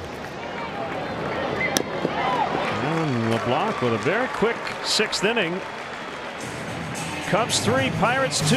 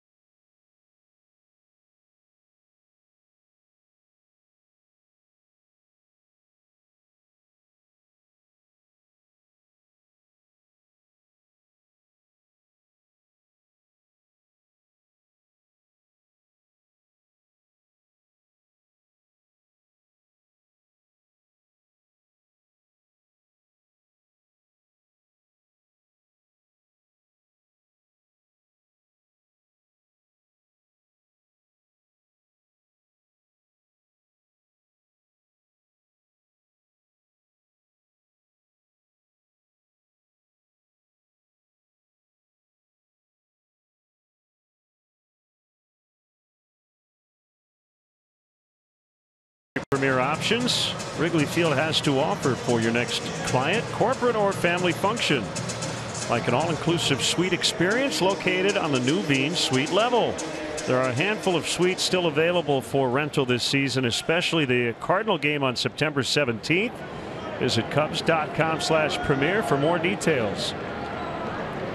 Now Hendricks trying to win his third in a row. He's got a 3-2 lead here in the 6th inning.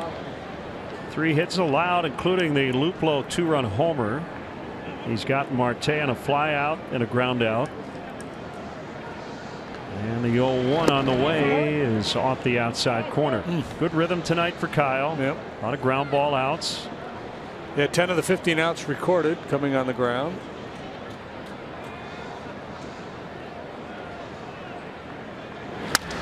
Broken bat roller right back to him. I want to send out happy birthday wishes to Cheryl Fox. Rooting for a Cubs win on her birthday. 1 X or 2 X's? 1. Maybe we're related. My mom's maiden name was Fox. Okay.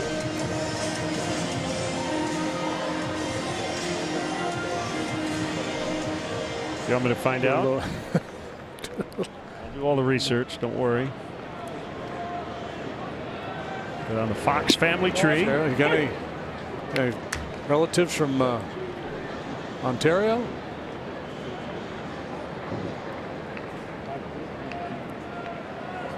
One sleeveless, one in a ski cap. Right. All the season's covered there in one camera shot. And it's that kind of a night. If you want a little hot-blooded, you maybe don't need an extra layer tonight. Two strikes. The more off. Change up in the dirt. Once you get the 2 strikes against Kyle, it's just, you're a batter, right? It's just a matter of time, and that's why, as you said, a lot of times guys are late on 85 because they're expecting. You have to respect the changeup. It's his best pitch.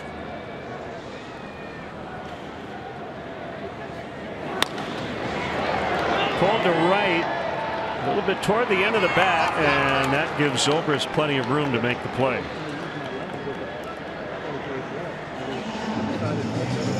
Probably the most comfortable offer in the game, facing Kyle Hendricks. Guys don't lose sleep the night before facing him, and just in terms of being overpowered by his stuff. I feel like they're going to get a pitch to hit because he's always around the plate. The problem is he's almost never in the middle of the plate. He works the edges as well as anybody in the game.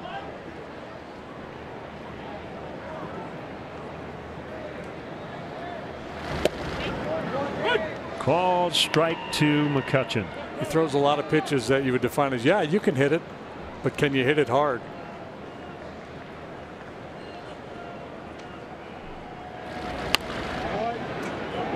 And if you hit it hard, can you keep it fair? McCutchen talking to himself. Yeah, I would say anecdotally, based on our conversations with visiting broadcasters, they all enjoy watching him work. There just aren't too many guys who pitch quite like Kyle does. So you get former pitchers up here in the booth and they'll come in and say, I really like watching your guy Hendricks pitch.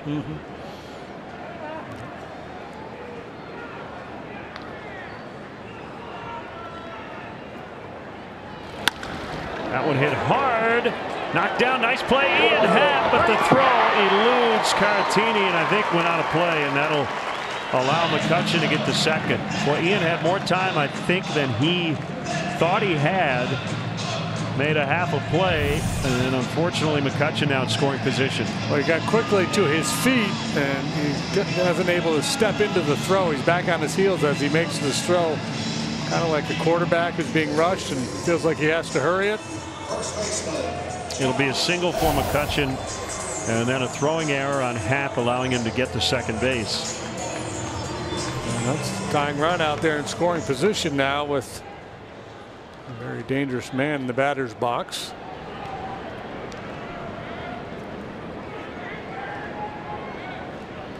Bell is 0 for 2. Yesterday had that big day, 3 for 5 with the homer and 4 knocked in.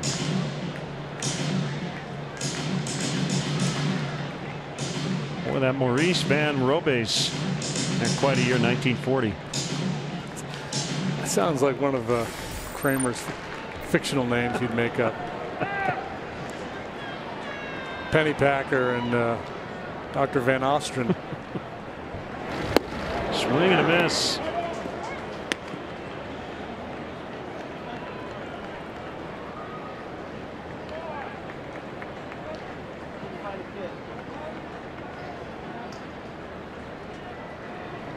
Well, this is a battle of wits here.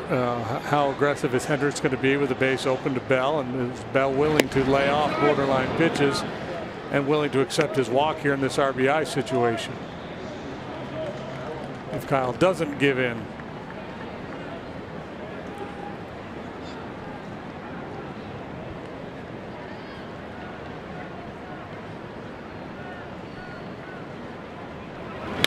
So you're saying it's kind of the civilian's equivalent of a car purchase negotiation?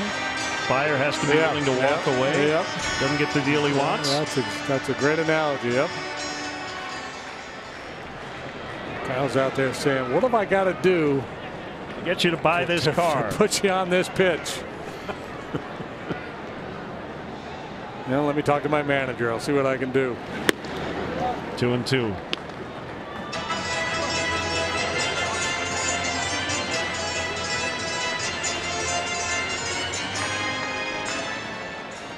Bell's got to be hunching change up here.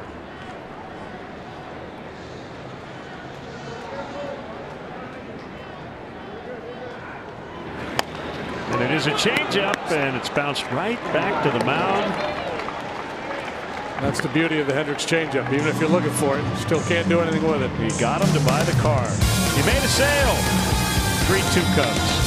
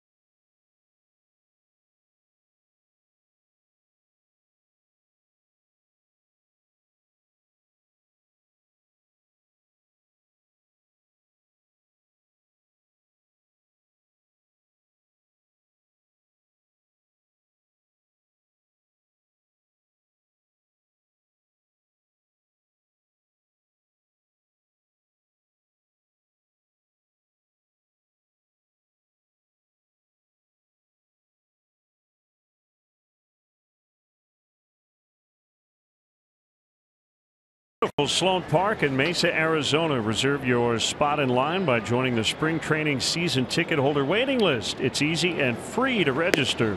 For details, visit sloanpark.com. 7th inning, Cubs lead 3-2, 1-0 on Chris Bryant.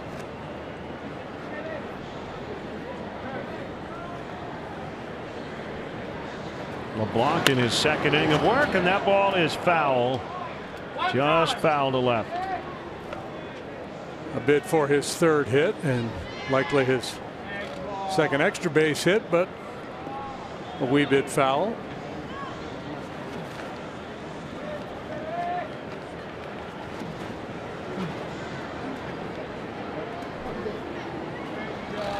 Congrats to former Cub Jeff Samardzija. He's the National League Player of the Week. 56 last week. 2 starts. Struck out 14, walked just 2.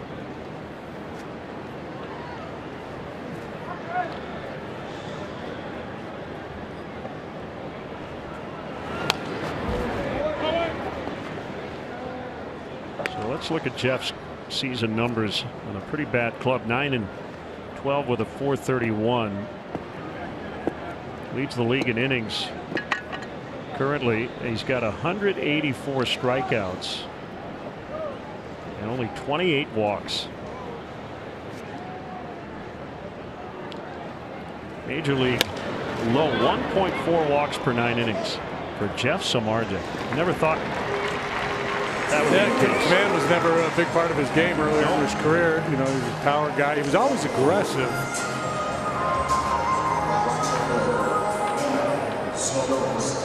No.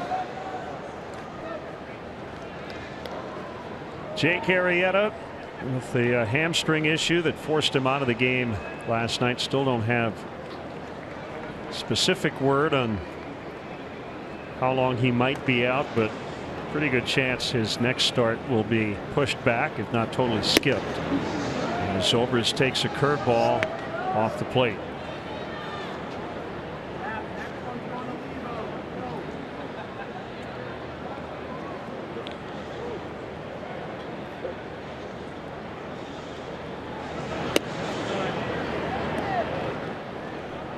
So Jeff Samardzija's walk rate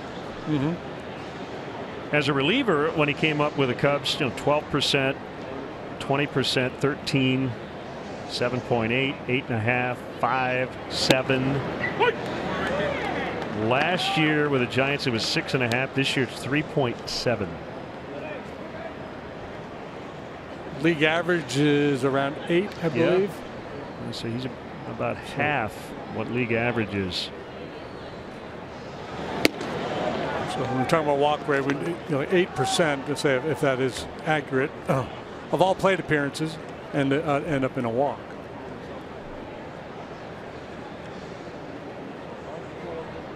Three and 1 on Zobrist. 1 out, 7th inning.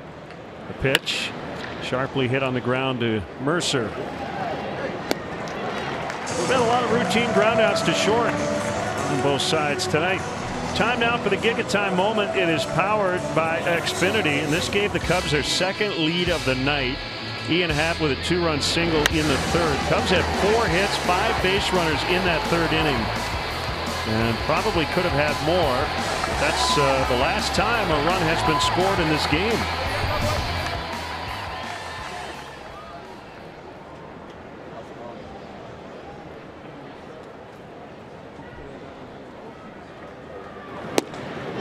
Ball strike.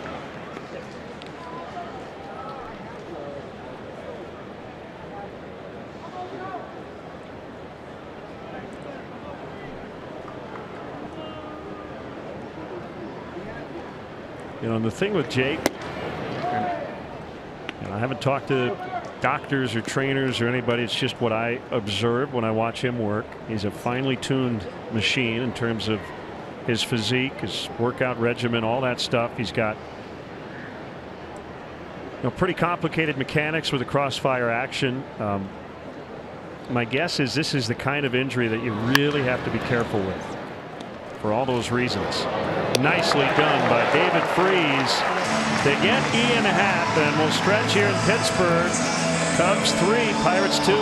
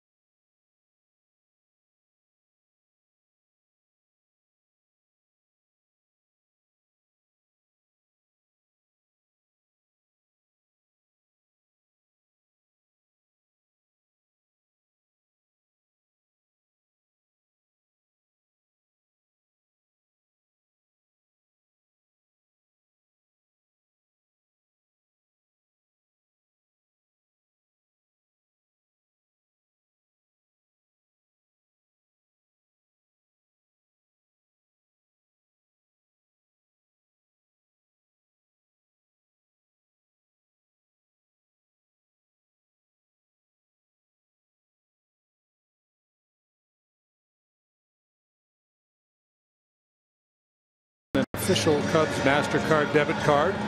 Only available at your local Wintrust Community Bank. Go to wintrust.com/Cubs to learn more. Members FDIC. Kyle Hendricks has pitched very well tonight. He's got a 3-2 lead as he'll work here in the bottom of the 7th. So am I on the right path on Jake Arrieta? That, you know, just got to really make sure that that hamstring doesn't linger, doesn't change his mechanics. You know he's not going to want to miss much time, if any. Right. And, we're in September now, so any misstep beyond here could put the rest of the year in jeopardy. Right. If that goes from mild to bad, that could really be problematic. So you have to be cautious anytime you're dealing with hamstrings, groins.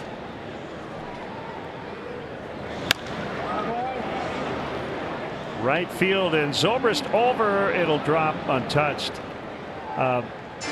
Was it Rod Beck who said you can't pull fat? I'm sure a lot of guys have said it. One of the kind of funny lines about physique and all that stuff. But in Jake's case, man, he's highly aware of what's going on with his body, and fortunately, so at the point when he gets to the top of his delivery, that all his weight is on that back leg, and there's a lot of stress on that hamstring as he drives forward.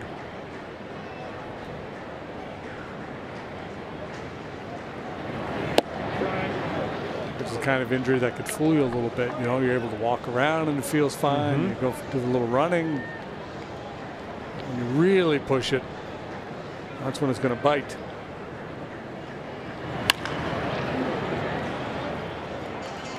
Well, that's the thing. I mean, because of how he works out, he probably has avoided injuries in the past. Got great posture, all of that stuff, but your body's telling you something, and hopefully it's just a minor thing.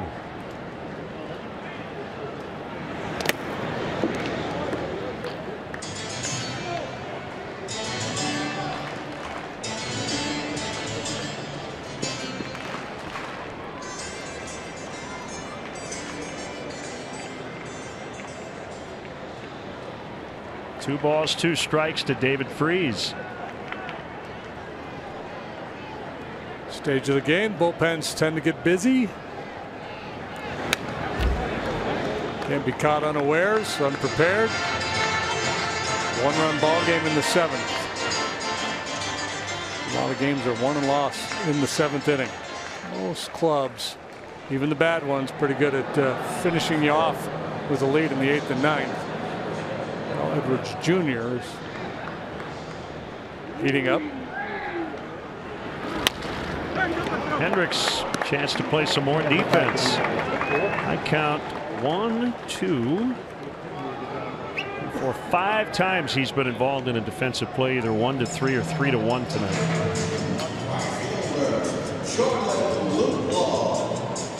Luplow took him deep in the 2nd. Yeah, if you're a power pitcher and you come flying off the mound and you strike out a bunch of people, you can afford to not finish in a real good fielding position. You don't want to sacrifice velocity or your delivery. If you're a sinker baller like Hendricks, typically there's going to be a lot of balls hit on the ground through the middle of the diamond, and it really pays off to finish square to home plate and be able to field your position.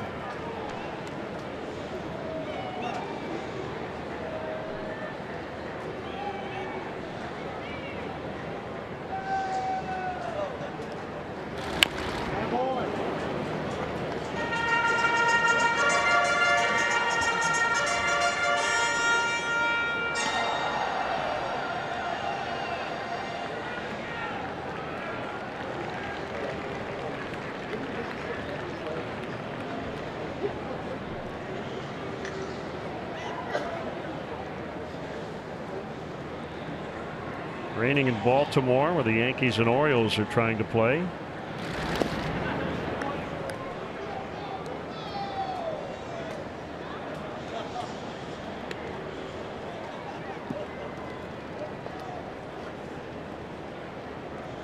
Delayed in Atlanta as well. Rangers and the Braves. Reds now lead 2-0 over Milwaukee. Luplow strikes out. That has not been a big part of Kyle's game tonight. No, it's just the second one. He got McCutcheon looking back in the first. Luplow chases the off-speed pitch here. Yeah, again, he's going for soft contact. He's fine with no contact, but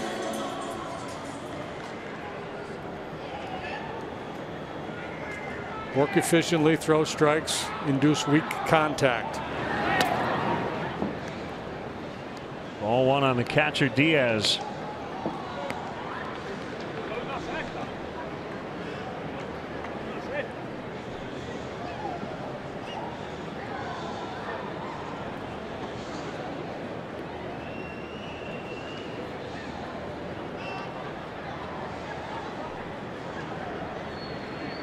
Only in the second inning tonight in Chicago, and the Indians and White Sox have combined for 8 runs. It's 4-4.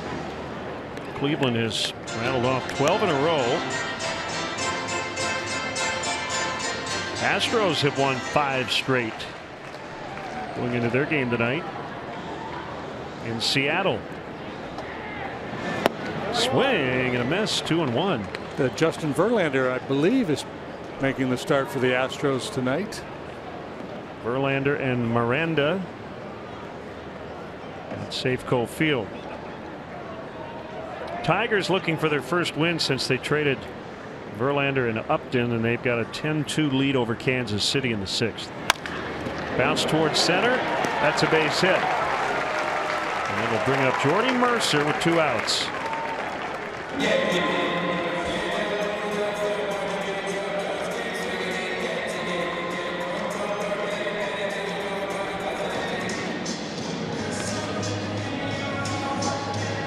Congrats to Jacob Hanneman, former Cub minor league outfielder. He has joined the Mariners roster. Daniel Vogelbach, former Cub farmhand, is back with the Mariners too. He had 15 previous games of major league time. Joe giving David Demuth all the changes here. Looks like Jason Hayward will come in as Carl Edwards Jr. will replace Kyle Hendricks. Hendricks will leave in the 7th. Cubs lead 3-2, and we'll be right back.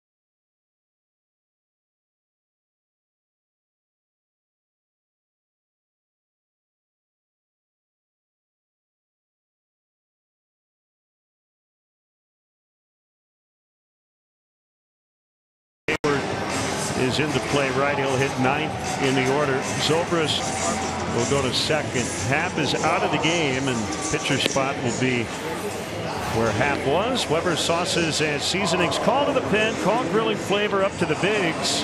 Here's Carl Edwards Jr. recently turned 26.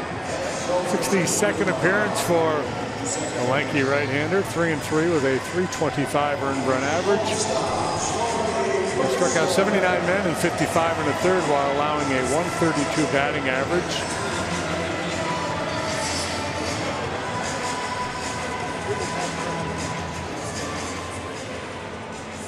Another outstanding performance from Kyle Hendricks here tonight.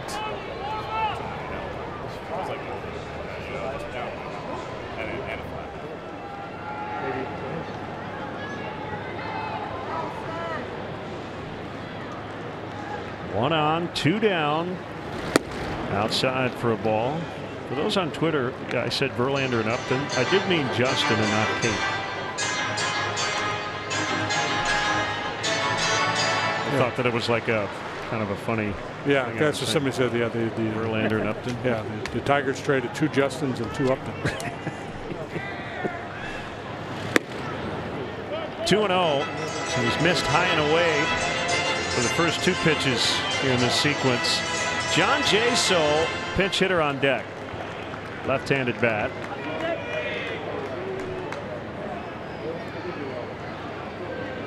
Not really worried about Diaz running at first. Is that a pinch runner over there? Just making sure. Is it Diaz still? I think it is. I think it is. Okay. Well, we're in September, you know, so. Yeah, they just want to make guys in all the time on us. Got it right.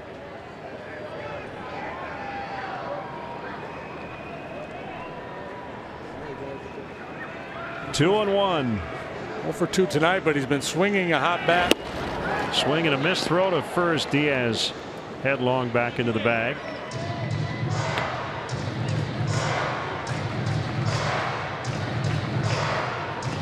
Yeah, I was just thinking, wow, man, what about the catchers union?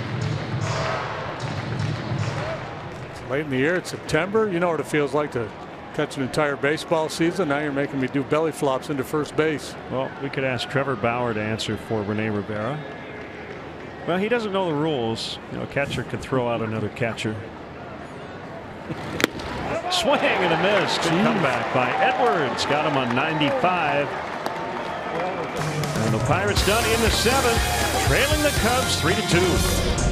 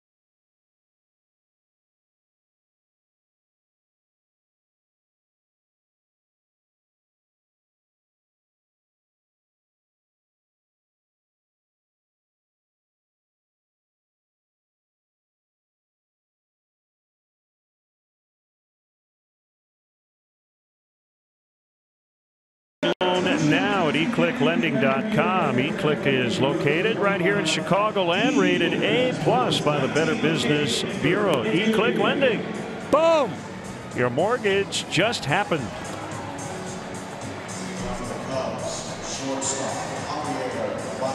Cub fans hoping their team can hold this late lead, maybe even add to it. Javier Baez missed 1 game after that nasty collision at second base on a headfirst slide on Sunday. He is 1 out of 3 tonight with flawless defense at short. Facing Wade LeBlanc, who's done a nice job in relief.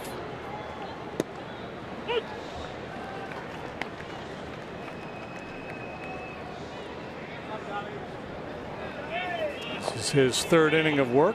He's not allowed a base runner.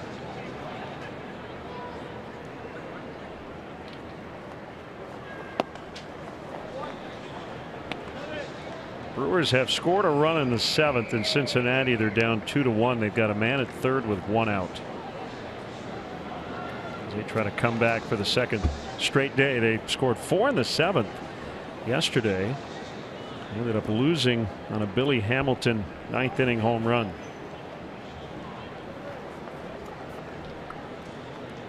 We'll see the Brewers Friday night in Chicago. Swing and a miss. Changeup, 1-2.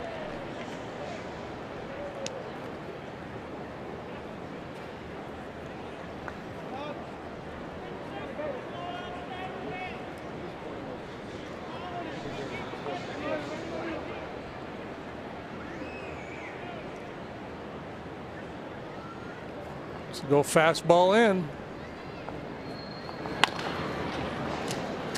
Gets the desired result. Baez hustling, but thrown out by a step. Hefty home run time. Cubs without one in the ball game tonight. But Anthony Rizzo has 31 on the year. Cubs have 6 guys with over 20.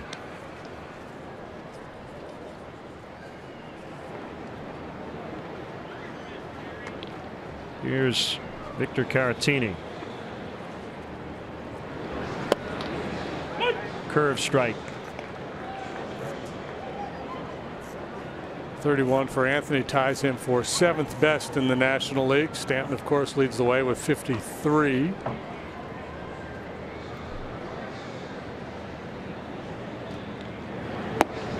It's a runaway. Next best, Bellinger with 36.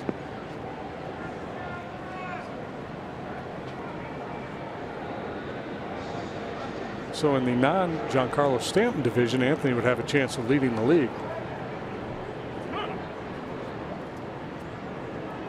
Stanton's Marlins, excuse me, being shut out by the Nationals 1-0 tonight. Steven Strasburg shut them out. Complete game shutout last time. He's gone 7 shutout here tonight. He pitched 6 innings of shutout ball 3 starts ago. So he's got a long scoreless streak working.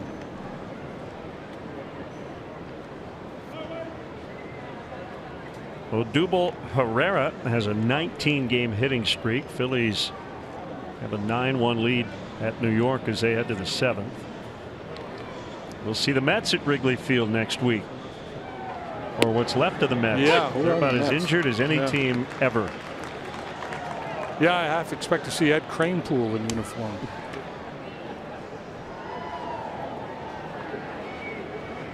There's 6 shutout for Strasburg tonight. Sammy Solis worked the 7th.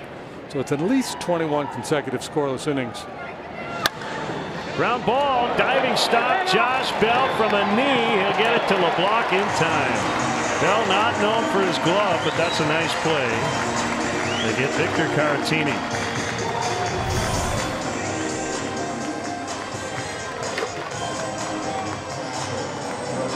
Not unlike the play Caratini made earlier in the ball game. Big man leaving his feet. Good feed. 2 down. The batter Rivera.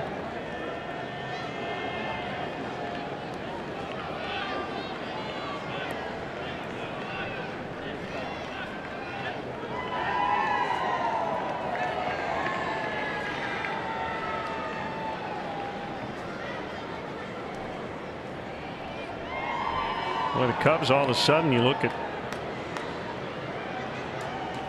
what they've done here offensively, or haven't done. The last 12 in a row have been retired.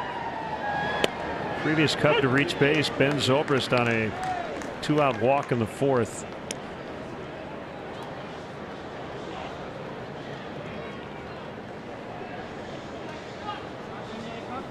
Oh, 0-1 on Rivera.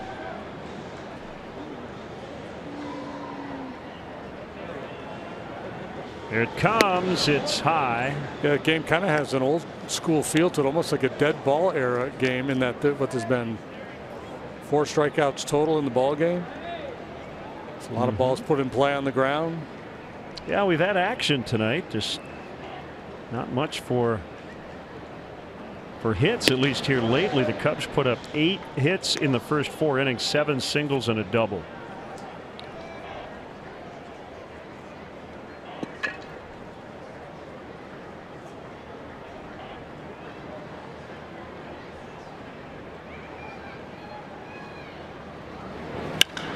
There's a high fly ball, pretty well hit. Marte out near the warning track, on the dirt. He's got it.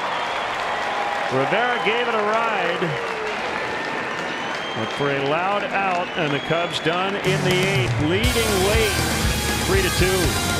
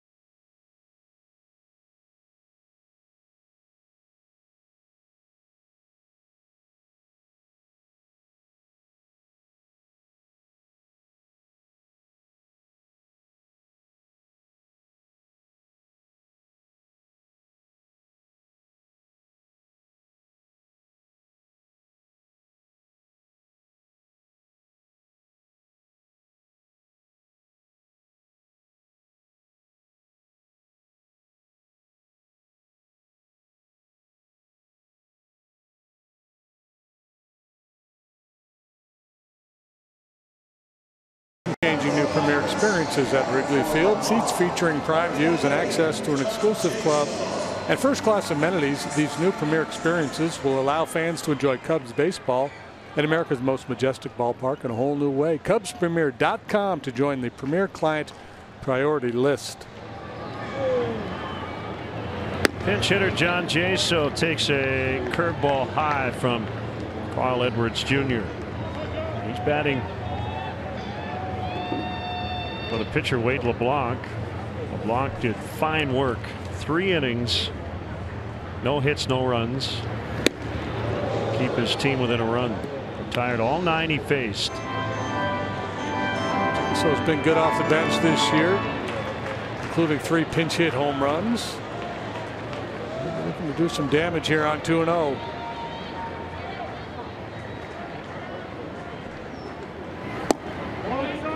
Mm. 3-0. Could have been. Jaso takes his walks, and you see he's walked 11 times as a pinch hitter. A lot of pinch hitters are pretty aggressive, but he doesn't really change his approach. And he just drew a leadoff free pass. That is the first walk issued by Cubs pitching tonight. Hendricks walked none in his 6 2/3. That's a good skill set to be able to bring off the bench a guy who's capable of hitting the ball out of the ballpark, but also willing to wait one out and take a walk.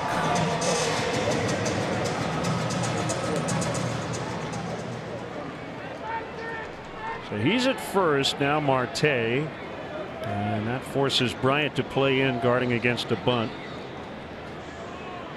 Short lead by Jaso, but Edwards will throw over anyway. That's probably more about Seeing if Marte would show bunt. Yeah, I don't think they would take the bat out of Marte's hands here with a straight sacrifice, but he's a good bunter for a hit, and that's always in play with him. Either the drop one down the third baseline or push bunt out towards second.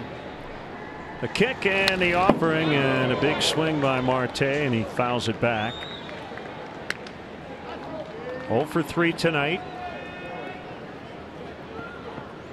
Pretty good middle of the way. I think you can beat him in, but you know, Edwards' strength is that natural cutter he throws that's going to be moving away from a right-handed hitter. Marte in a good stretch. He had 3 hits Saturday, homered Sunday against the Reds. 2 hits, a walk, 3 runs, and the outfield assist yesterday. Quiet night so far. Batting in a big spot here late.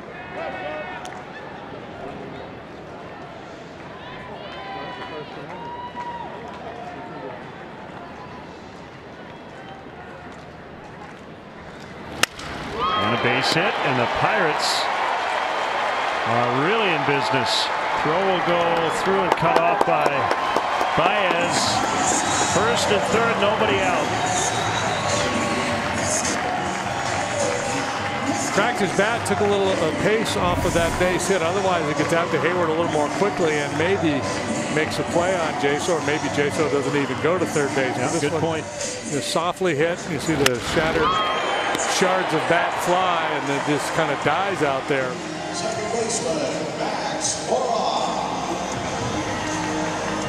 Couple looks from Jaso. He makes that determination on his own, and serving as his own third base coach makes it all the way to third base. So Cubs here willing to concede the tying run, but they want to set up a chance for a double play here. Keep the Pirates from taking the lead. The batter is Moroff. He's 0 for 3 and takes low.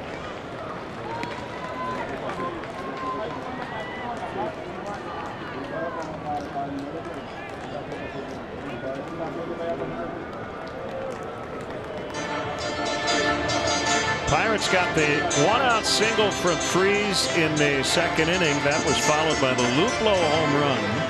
Other than that, very little happening for them offensively until this 8th inning.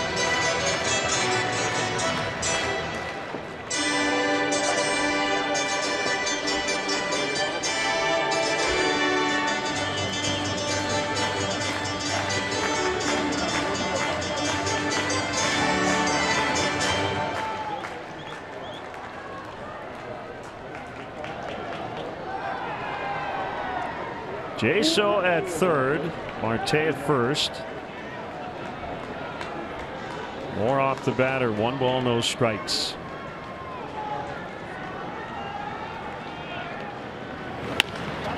Little blooper, base hit. Tie ball game. Marte trying for third. He is out. Took a chance, and John Jay threw him out. The Pirates might want to challenge it, but I thought he was out. I thought he was out too, and I mean, it was a close play. That's maybe aggressive, borderline reckless play there.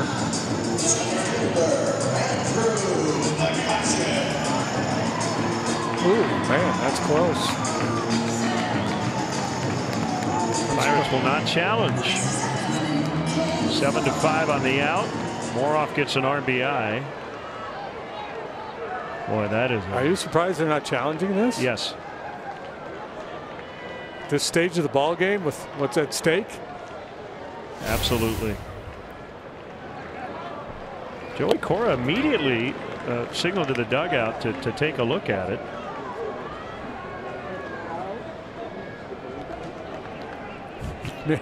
Maybe Clint's thinking, I didn't like the play. He shouldn't have been trying to go to third base there. I'm not going to bail him out. A walk and consecutive singles here. And the 0-1 to McCutchen gets away, and that will allow Moroff to advance on a wild pitch.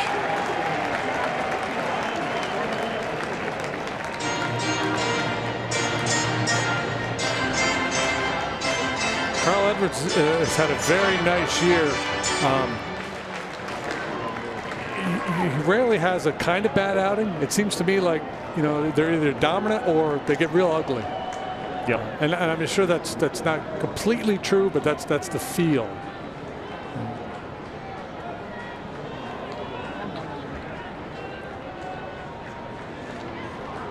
Couple of shots now for the Pirates.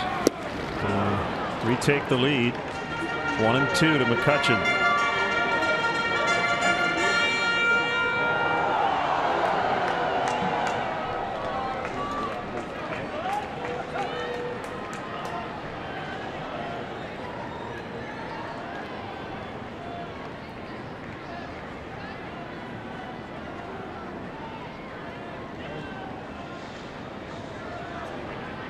Here it is. Swing and a miss. Really got him to widen his zone. McCutchen flailed at that pitch. 2 gone, and it'll be Josh Bell. McCutchen usually very disciplined, but he has not been very good of late and overly anxious with the man out there in scoring position.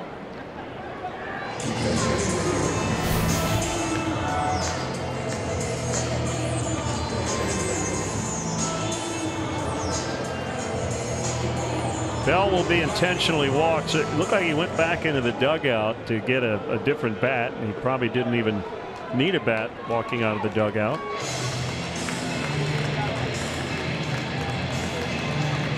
That'll be the next one, right? The guy's in the dugout, and the other manager just says, "Just go to first. Don't even bring a bat out of the dugout. Don't even play his walk-up music." He's playing as he goes down to first base.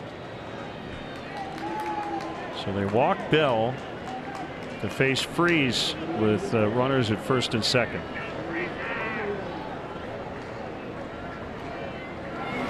And a base hit. Moore up, trying to score. He will. Throw goes to third, and Bell tagged out.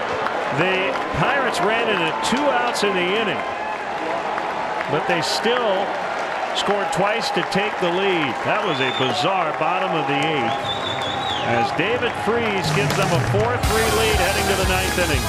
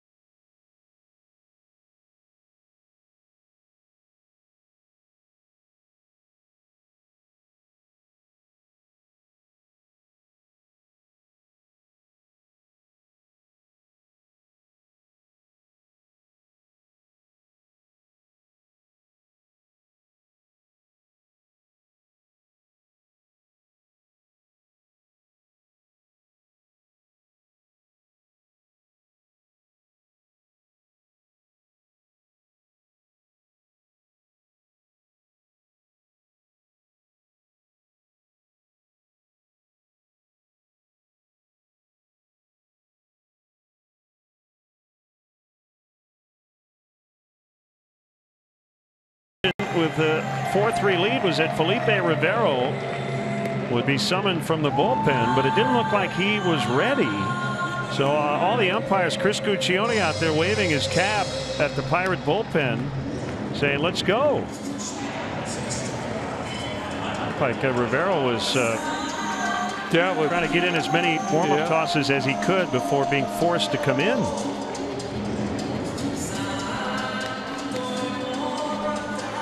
So they have reset the clock. He's got a minute and a half to get ready, and time now for greater coverage of baseball, brought to you by T-Mobile. Remaining games in the division, 7 each against the Brewers and the Cardinals. 2 more here in Cincinnati, and the final 3 games of the regular season will be at Wrigley Field against the last place Reds. You know, they're scoreboard watching in Cincinnati tonight in the Brewers dugout, and they just saw that 2 spot go up on the board for the Pirates in the bottom half of the 8th to take the lead, and now Pirates have a big challenge in front of them trying to beat Felipe Rivero. He's been outstanding, 17 out of 18 in safe situations with a 1.47 ERA. They did get to him at Wrigley last week, but it was not in a safe situation. Yeah, Joe, I could read his lips telling Dana DeMuth he wasn't ready, so just making sure on the warm-up tosses that he doesn't get extra ones. You got 2 things at odds here, right? You've got the in-between break clock. They're trying to move the games along. You don't want guys to get hurt. But what's the penalty for a guy not getting ready or a team not getting a pitcher ready in the bullpen? I don't know. I mean, in this case, it looked like the Pirates got an extra minute or 2. I don't know. Yeah, maybe you could come up with a plan where you assess the ball, much like in the minor leagues, right? When they do use a pitch clock, if a guy doesn't deliver the pitch on time, they assess the ball. Jason Hayward will lead it off.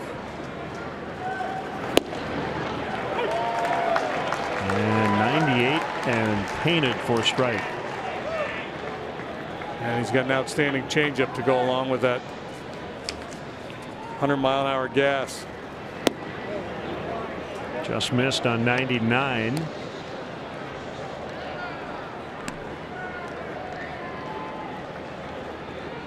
See, my idea was get rid of the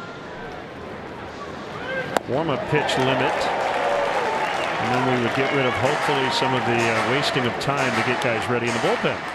And he would have had as many pitches as he needed. Didn't have to scramble.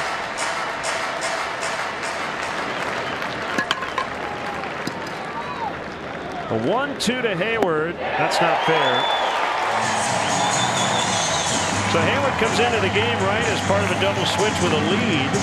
You're not expecting to face Rivero down in the 9th. That is a very tough at bat. And another lefty coming up, John Jay. MLB.com at bat is your #1 mobile app for live Cubs baseball. Stay connected with a fully customizable experience. Get Cubs home screen icons and app features, as well as game day, live game video highlights, radio broadcast, statcast, news, and more. Download MLB.com at bat today. Well, this should be a tough one to lose. Cubs have led for much of the game.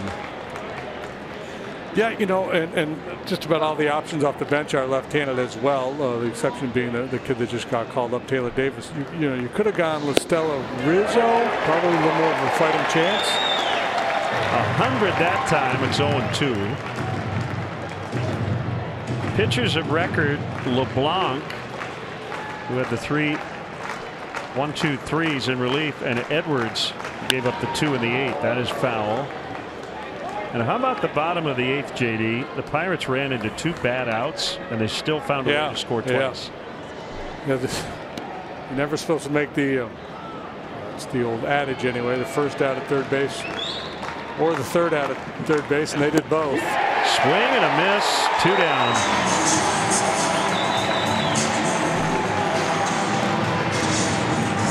Looks like he had enough time to get loose. Yeah, I think he's ready.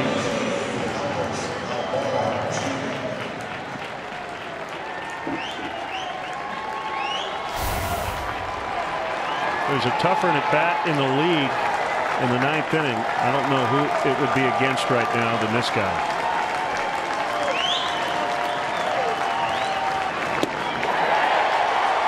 There's the changeup at 88.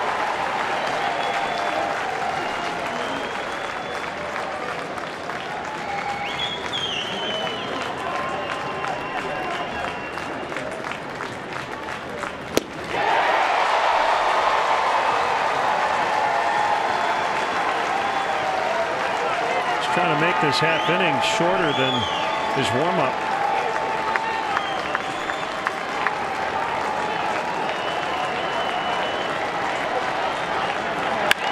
Bounce to third. The guy who knocked in the game-winning run will make the play. This is a tough loss. Cubs give up 2 in the 8th and drop a 4-3 decision to the Pirates. Yeah, you know, the way Kyle Hendricks was sailing along, even though it was a one-run game, it felt very comfortable from the Cubs' point of view, but that's the nature of baseball. Edwards, normally reliable, was not tonight, and the Pirates took advantage. And then the Cubs only had one more shot at him. They had to deal with Rivero. Cubs left 8 on base tonight. Some early opportunities. Toast of the game is presented by Binny's Beverage Depot. Kyle Hendricks pitched well enough to win, and he left with a lead, 6 2/3, 2 runs. Yeah, he's had a number of those this year. No decisions where he's really pitched well. Did not walk a man, a couple of strikeouts. He allowed 5 hits. So he continues to pitch at a very high level.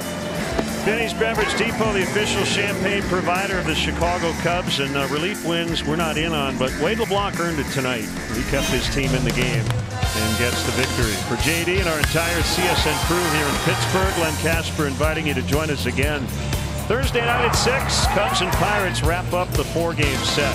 Final score once again, Pirates 4, Cubs 3. Stay tuned. Blue Cross Blue Shield Cubs postgame live from our Chicago studios. Next.